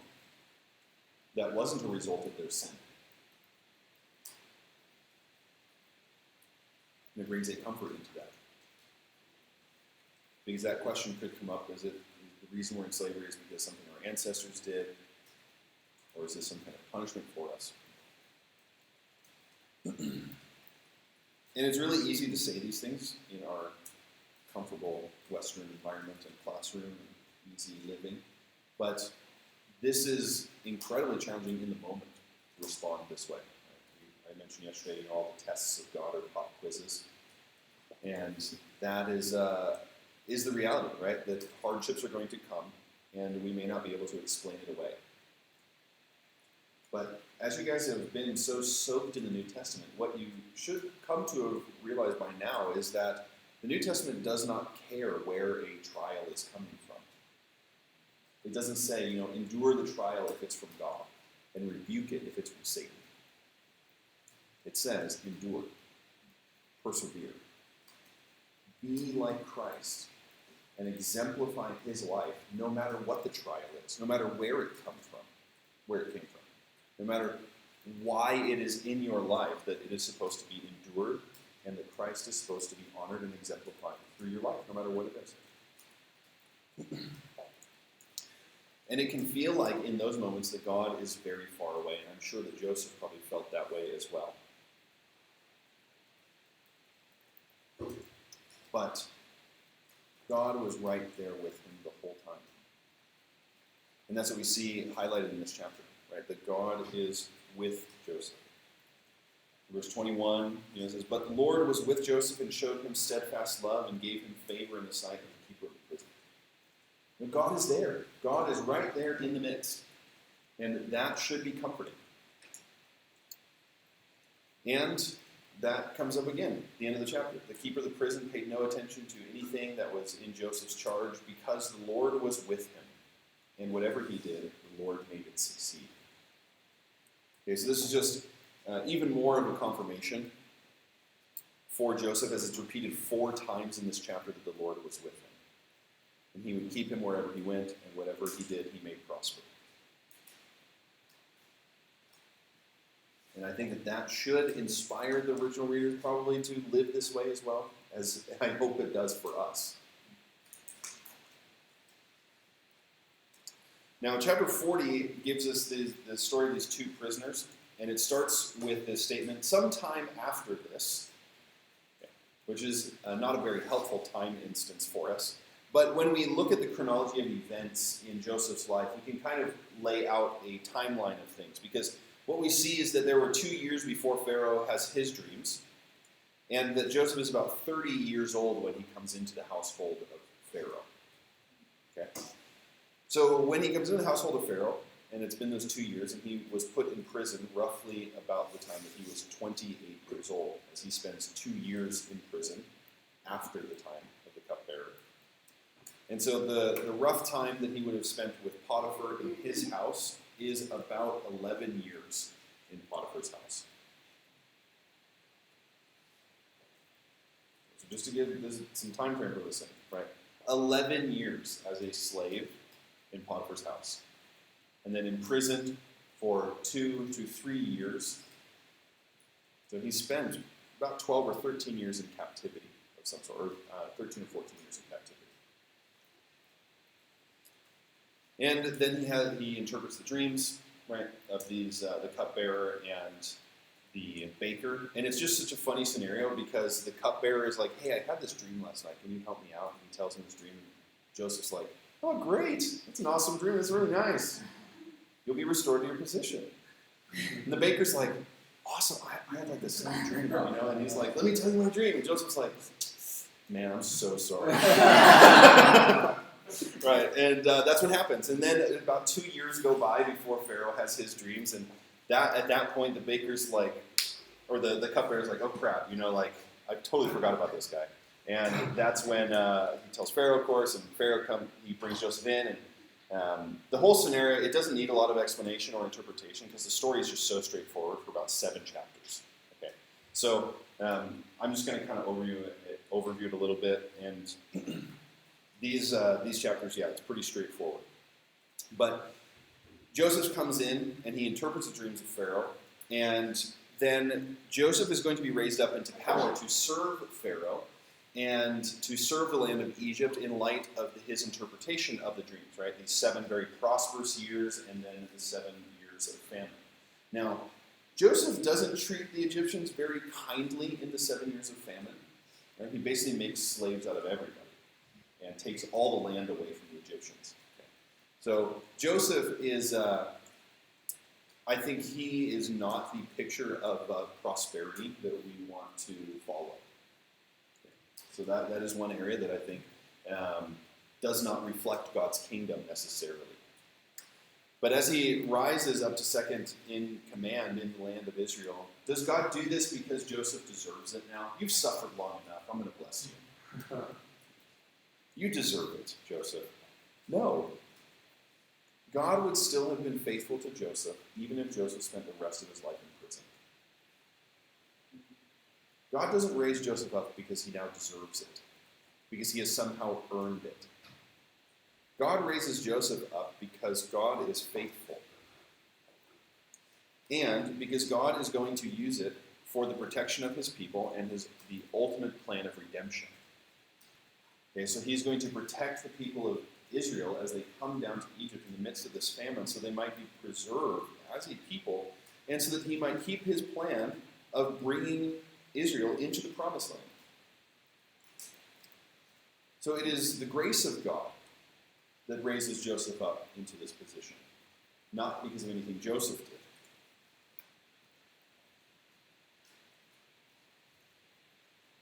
And so we see God's heart, right? Not just as a call to save Israel, but ultimately that this is God's plan to bring salvation to the entire world. This is part of his redemption story. This is just like the promise of redemption in chapter 3, verse 16, and the redemption that comes through Noah, and the promises given to Abraham to be a blessing to all nations in chapter 12, verse 3. That Joseph, being raised to power and saving the nation of Israel by protecting them in the midst of an incredible famine, is part of God's plan of redemption to bring the Messiah through Israel, to continue to preserve this nation. And so it shows the grace of God over this people, despite the fact that they're really broken people. They're really people who do not walk in God's ways so often. And what we see with Joseph as he's walked with the Lord in this time is that God has prepared him and he's worked with him. And that Joseph has learned what it means to be faithful in all circumstances, whether that is in his public life or his private life. And one of the things that I think is highlighted both with the Potiphar event and then also with the Pharaoh event and with the coming of the brothers to Egypt is that Joseph's life is consistent, whether that is public or private. No one was around with Potiphar's wife. It was just Joseph and Potiphar's wife. The only two there. And yet in his private life, that nobody else would have seen, he is just as integral and consistent. And honestly, I think this is one of the greatest challenges as a Christian, is to continue to live like a Christian when only God sees you. It is quite challenging when no one else is around to continue in faithfulness all the time. But that's the provoking statement here, is to continue to walk blamelessly before God. That same call that was given to Abraham in chapter 17 of Genesis, to walk faithfully, to live blamelessly. And that's what God is looking for, is this faithfulness, right? As we've highlighted so much, he's not just looking for perfection. He's looking for consistency. Not consistent sin. That's not what I mean. And when we put Joseph up against a lot of other characters in the Bible, what we see is that the trials that they go through grow the character of their life. They prepare them for the places that they're going to be brought eventually. And so I think one of the worst things that we can do, and probably one of the things that will shipwreck our potential the most, is to live with an escapism mentality to try to get out of hard things as quickly as possible. When it is the challenges and the trials of life that build our character and form us into the people that God is making us to be, so that we can leave an impact, so that we can be the example that God calls us to be. And if we just try to get out of the hardships of life, then we will not be prepared for that. When you look at the past 2,000 years of human history, some of the greatest impacts upon human history have been by those who have incredible faith in God, who have faced incredible adversities and have continued through it because of their trust in Jesus. Whereas the average normal human being is just looking for a life to cruise by, just to enjoy day by day. Where what we see with the Christian perspective is a life lived for God, lived unto Him being known in the world and bringing reformation to the planet. That is not the natural mode of human thought. And so what we see with these trials is they really purify the faith of individuals and grow the character of these people in the Bible. And on the next slide we'll have the people, but just to continue on with some of the points, right, is this response. What is our response? Because so often, right, we try to run away from trials, or when things are hard, we try to get away from them. And it is very hard to have the perspective of rejoicing in the midst of a hardship. It's easy to think of that ahead of time. But when you're in the middle of it, being thrown in prison, think today. If you were accused of a crime, falsely accused of a crime, and you get thrown in prison, and you get a sentence of 5 years, and then the judge comes along and says it's going to be 5 more years because we found some more evidence against you. Reading those kind of scenarios, like, oh yeah, well, I could be faithful in the midst of that. But in reality, it is incredibly challenging to face these situations of injustice with still a heart that is glorifying and honoring to God and not bitter towards other people.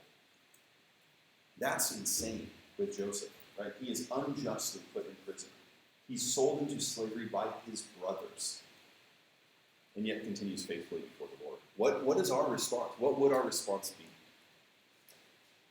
Or are we just going to get bitter, just kind of ride it out? Or will we continue to pursue and press in and seek God in the midst of the most trying periods in our life? Because God uses those periods to accomplish His will in people's lives as He prepares them for the plans He has for them. We see this with people like Joseph here, where he spent years in slavery and in prison before stepping into that area of leadership in the nation. You see it with Moses, where he spends 40 years in the wilderness, and he's running away for his life, fearing that his life would be taken away from him. And that's all before God calls him at the burning bush, right? And then he's reluctant to go. He does not want to go, and God still calls him, right? But he was preparing him and getting him ready for the call on his life. We see with David that he runs in fear of his life from Saul, that he will be killed. And it is the periods and trials and difficulties that he faces that gets him ready for the throne that he is supposed to take over. With Elijah, right, one of the most well-known and famous prophets, as far as his actions go, faces incredible adversity, running for his life, trying to do the work of God, being chased down and persecuted because he was faithfully living for Yahweh. Or Jesus, who faces difficulties in his life with people who do not like him, people who are constantly trying to kill him or arrest him, get him to shut up. Or his trials in the wilderness for the 40 days. It's a shorter period of time, but you can imagine. We paint the picture of Jesus as he is like the most lovable person, he is the most likable person, and he is. But he's offensive. Offensive to the point that people wanted to kill him. Can you imagine living for 3 years? It's like every day, someone is like, okay, let's get him arrested. How are we going to kill him? Always out to get him. Or all of the apostles, who 10 out of the 11, or actually thinking of Matthias, 11 out of the 12 were martyred, facing difficulties in their own lives to take the gospel out because it is the truth. And so 11 of these guys are martyred for their faith and the message that they bring. And so the biblical story goes so much against Western perspective on Christianity. God is not calling people to a comfortable life. Pretty much all of our pursuits in the West are for greater levels of comfort. How can I earn more money so I can have more things so my life is easier? How can I earn more money so I can have more money in my bank account so I feel more secure and safe? Western Christianity and Western secular living is all about comfort.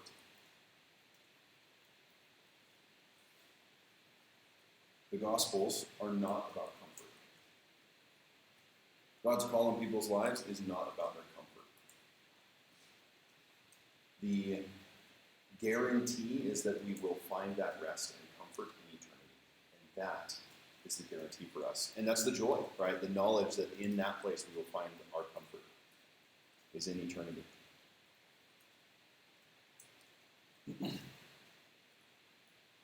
But we paint this picture as though that should be our life now, and that is what we should expect. But I think having that precedent and having that awareness is really, really important ahead of time. Like James 1, 2 through 4. Count it all joy, my brothers, when you meet trials of various kinds, no matter what they are, knowing that the testing of your faith produces endurance. And let endurance have its full effect, that you may be perfect and complete, lacking in nothing. In my own life, one of the hardest years of my life was last year, so far, in YWAM, I should say. It's the only time in YWAM that I was ready to quit. About this time last year, March, I was going to God and saying, I'm done. Like, I'm done with YWAM, I'm done with SBS, I'm going to leave. I don't want to do it anymore. Because the season I was in was so incredibly hard. So incredibly hard. It was like every single day there was something. And I was done. I had just been worn down to the bone. I was ready to be finished and throwing the towel completely. Move back to Washington State, leave Kona, leave YWAM. And when I would go to the Lord in prayer, I would ask him about this. And I would bring it before him in a minute. And he would say, you need to keep going. Okay, that's not what I want to hear. I don't want to keep going. And he would tell me, you're not done yet. I was like, okay, all right. And I had to, I was so grateful because the years leading up to that point brought me to this place where God was God in my life. He was the Lord of my life. And no matter how I felt, no matter how worn down I was, and no matter how exhausted or upset or bitter I was in that moment, that God's voice was still the most important voice. And when he said keep going, it was yes, Lord. And that was my response. And coming outside of that, on the other side of that, the lessons and the growth from that have been absolutely incredible. And if I had given up in the midst of it and I had walked away from it, because it could have been something I could have just left and escaped from.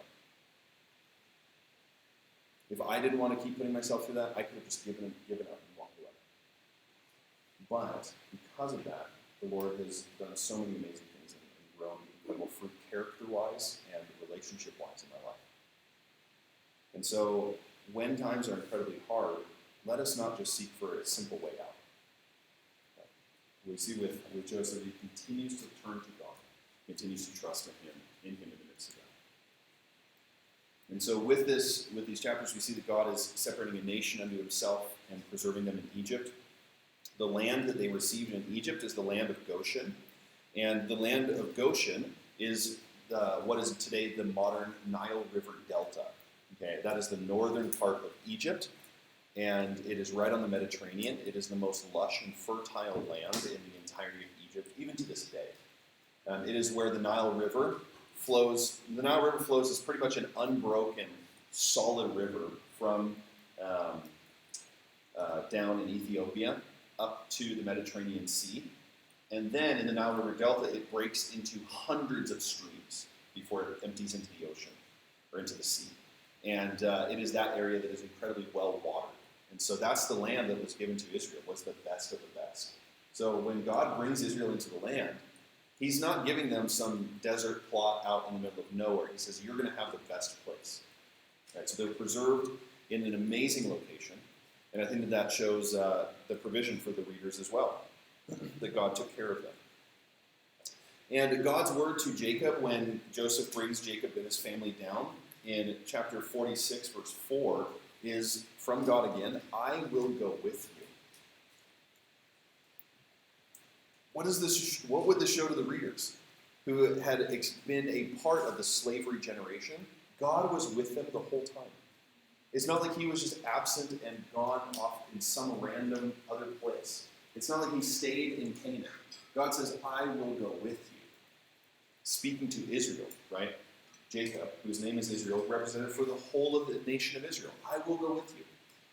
And so absolutely amazing statement of God for the nation here, and a level of trust for the readers to know that God was with them and will continue to be with them. In chapters 48 and 49, we have the blessing spoken over the sons. In 48, it's first the blessing given to Manasseh and Ephraim, Joseph's sons, where the younger is blessed instead of the older, just like has been kind of the common motif throughout the books. At Joseph's protest. But Jacob knows what he's doing, and so he blesses the younger instead of the older. And Joseph will get 2 tribes. So instead of having just the one tribe of Joseph, Joseph will get Ephraim and Manasseh as a tribe. And then later on, the tribal inheritances, there will be 2 tribes, East and West Manasseh. So half tribe of Manasseh will be in certain places. So they split up the inheritance of land. And Joseph's land is enormous, land mass-wise, all of it. So it is definitely a double blessing. Chapter 49 gives us the blessings of the 12 sons all together. And the blessings sometimes are not blessings. When you read this, it's like, okay, that's definitely a curse. And that's kind of what Jacob is doing with the sons here as he is blessing them. And so I'm not going to highlight all of them. I just want to talk about the first 3. Because with Reuben, as we start at the beginning, Reuben is the oldest. He should be the one who receives the inheritance and the blessing to be the next leader of the people. So why does he not receive the blessing? Back in chapter 35, if you missed it, it was a very brief statement. 35:22, it says, while Israel lived in the land, which is Jacob, Reuben went and lay with Bilhah, his father's concubine, and Israel heard of it. This should take us back to Ham with Noah and his mom. Right? He is trying to usurp his position. This is a statement of stepping into the role of Jacob ahead of time. Okay? So that's why this judgment is given against him. In verse 4, 49:4, it says, unstable as water, you shall not have preeminence because you went up into your father's bed and then defiled it. Okay? So that is the event. That's the reason, 35:22. With Simeon and Levi, because of their actions at Shechem, it says that both of them will be divided and scattered. And this is what happens with Levi. Levi does not get necessarily inheritance in the land. They are divided amongst the 12 tribes. Okay, so Levi gets inheritance all over the place. So they are definitely scattered.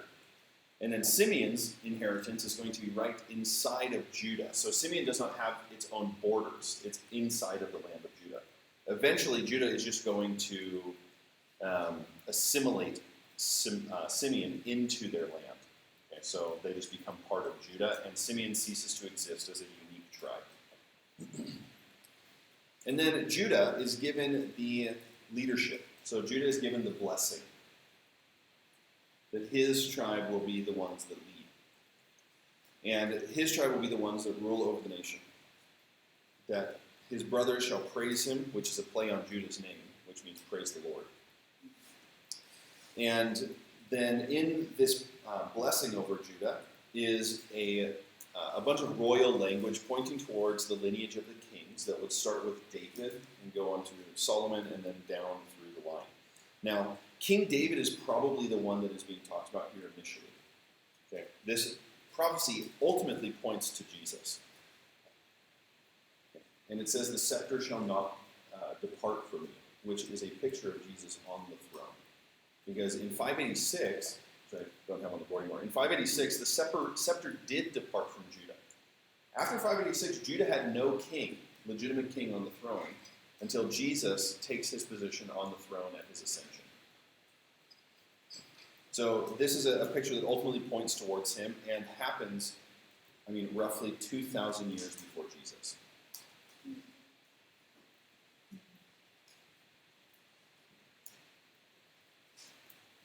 Now, one of the points with these tribes is don't get too caught up in the tribes. For the next about month or so, a month and a half, the tribes are going to seem really, really important. And then after the book of Joshua and Judges, they're just not. They really just become unsignificant. And only a few tribes are important. Ephraim, Judah, Benjamin. They're going to be really the important tribes. All the rest are kind of just, they're there. But even then, they're not really recognized. So, just as a preemptive warning for you. Because I have a lot of students who get into like kings, and they're like, what happened to the tribes? Like, where'd they all go? And they just gone. They all blended together, no big deal. So with the end of the book then, the point that we kind of get to at the end is this reconciliation. All the brothers are concerned, now that their dad is dead, is Joseph going to get back at us? And so they go to Joseph with this line from Jacob saying, Dad said to us before he died that he wants you to reconcile with us. Definitely didn't say that, right? They're just trying to cover themselves. And so Joseph is like, listen, guys, don't even worry about it. Don't worry about it, because God is the one who has protected me. Right? And this reconciliation event just brings all the tribes together, and it is an important unifying point for the family and for Israel as a whole, and would need to point towards their future unity. And might provoke a question for us, are there people that we need to reconcile with? Are there any relationships that we need to reconcile that you didn't reconcile after doing Philemon? So this is there's a couple points just to highlight here at the end with the themes. With the end of this book and the themes in this book, we see God's desire of faith for his people. He is looking for people who will put their faith in him and who will live with faith. And that faith looks like active obedience. That faith manifests itself in the place of response. That when Abraham had faith in God, it was not just sit back and believe. Right? If God said, I'm going to give you a son, and Abraham never slept with his wife, is that faith that God's going to give him a son? No. Right? God's going to give him a son through him and his wife. Okay? So active faith looks like stepping out. It looks like action partnered with trust.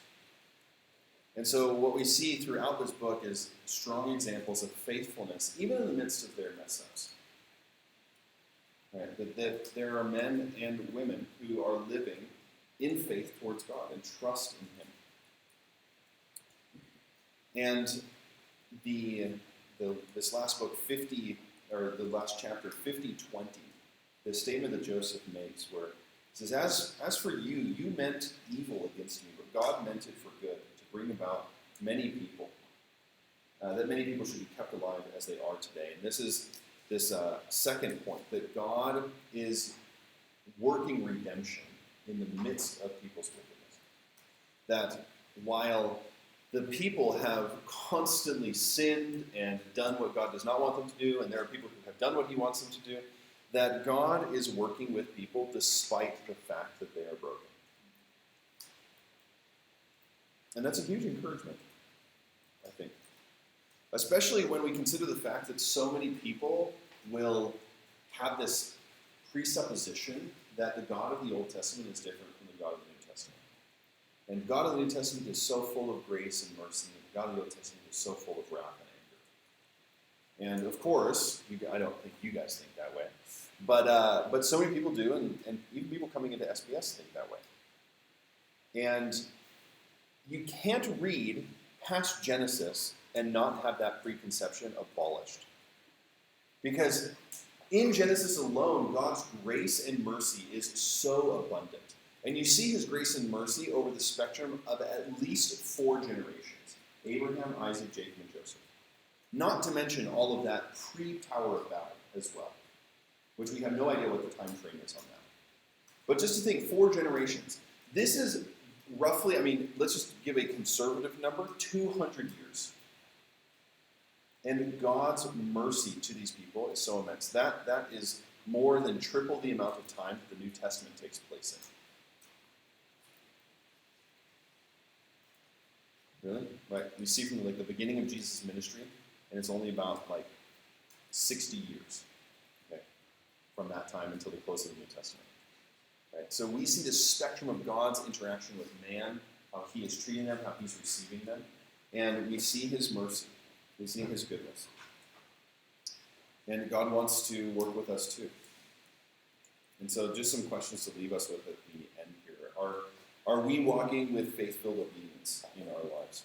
The things that God has said that we're believing him for and walking those things out. And not that there has to be some dramatic thing every single day, but God's looking for that consistency, right? The faithfulness. Do we trust in the Lord no matter the circumstances that we face? That when we're facing hardships and difficulties, are we coming to a place of reliance on God? Trust in him. And then are we allowing God to call us and lead us however he would, regardless of what we think might be best for our lives? I just as a closeout here, and then I'll wrap up, in this last idea. The Lord has very clearly called me and to Lila long term. For the rest of our lives, it's been something pretty consistent. Even in light of feeling like I wanted to leave last year, knowing that was the direction that I was supposed to go in life. And so that's always been our heart. And our heart has been to go and to move overseas, to plant SBS in places where it is most needed, and to run SBS, and to be in a place that is more easily available to teach and to help other SBSs and things like that. And that's really been our heart and what we want to do, and have done that, right? We did that in Cambridge, and then have helped Ernest back in 2020, getting things going here a little bit, and then in a few other places. But we haven't been given the release of the Lord to move anywhere and to settle down somewhere else. And it has been so clear that God has called us to Hawaii. And that sounds like paradise, and it's a beautiful place to live, don't get me wrong. Kona's brown most of the year, not green. So it's a little different. It's lava fields and brown grass. So it's not picturesque Hawaii. But it's an inconvenient place to live. It's a 5-hour flight to anywhere so that you can go somewhere. So before you can even go somewhere, it's a 5-hour flight at least. And then the availability of things, your comforts of life, restaurants, that kind of thing. There's just such little availability of things. And then groceries, for example, you really only have one option of places to go. And it's very, very limited. And so it's not the easiest place to be at, either money-wise or convenience-wise or all these types of things. But God has made it so clear to us. For years, I would see 808 on the clocks. And 808 is the area code for Hawaii, phone area code. And I would see it on the microwave. I'd be reading my Bible, and I'd look over, and it's 808. I'm I pull out my phone from my pocket to check a text message. 808. I'm ah. And I would see it all the time. Literally, there were weeks I would see it 12 times in a week. That's as many times. You can only see it 14 times a week. Okay, twice a day, 7 days, and so I would see it 6 days, twice a day, and it just popped up everywhere. And I'm man, and every time I would see it at that time, it was home was I feel the Lord's with me, home. And every time I see it, man, I don't want that. Not the word I want to hear. And until the point I started to give into it. And the point that I started to make it home was when I would buy things that I couldn't put in my suitcase anymore, kitchen appliances. Okay, I can't take this. So this is something of treating it like home, making it like home. And even when I come here, I'm man, could I move to Europe, move to Switzerland, get a break? And then I'll like pull up my phone and it says 808. Really, Lord? Like, really? You know? And it's like ridiculous how precise it is. And Miji and I, I had you guys pray for our car, like provision for our car, and we're still raising that. But I was renewing our insurance a couple weeks ago, and I needed to get the VIN number out for the car and register the insurance. So I get out the VIN number, and I'm typing it in, and the last 3 digits are 808. I'm like, how can I buy a car that has 808 in the VIN number? It's like so absurd, you guys. But it's one of those things where it's like, that's not what I've wanted. It's not the easiest place. It's not the place where I'm like, yes, that's great, awesome, that's where I want to be. But I've had to trust the Lord in the midst of that and continue to say yes. And that's what God's looking for, is our willingness, despite what our heart might desire, is to say yes to God. And that's what we see in the book of Genesis, is so many people do that. So, it's been a pleasure to teach you guys and share with you on the book of Genesis. Are there any questions from anything that we've talked about today?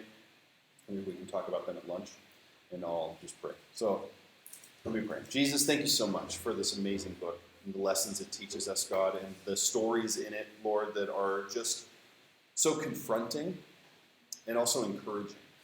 Lord, we thank you that your character is consistent despite man's failures.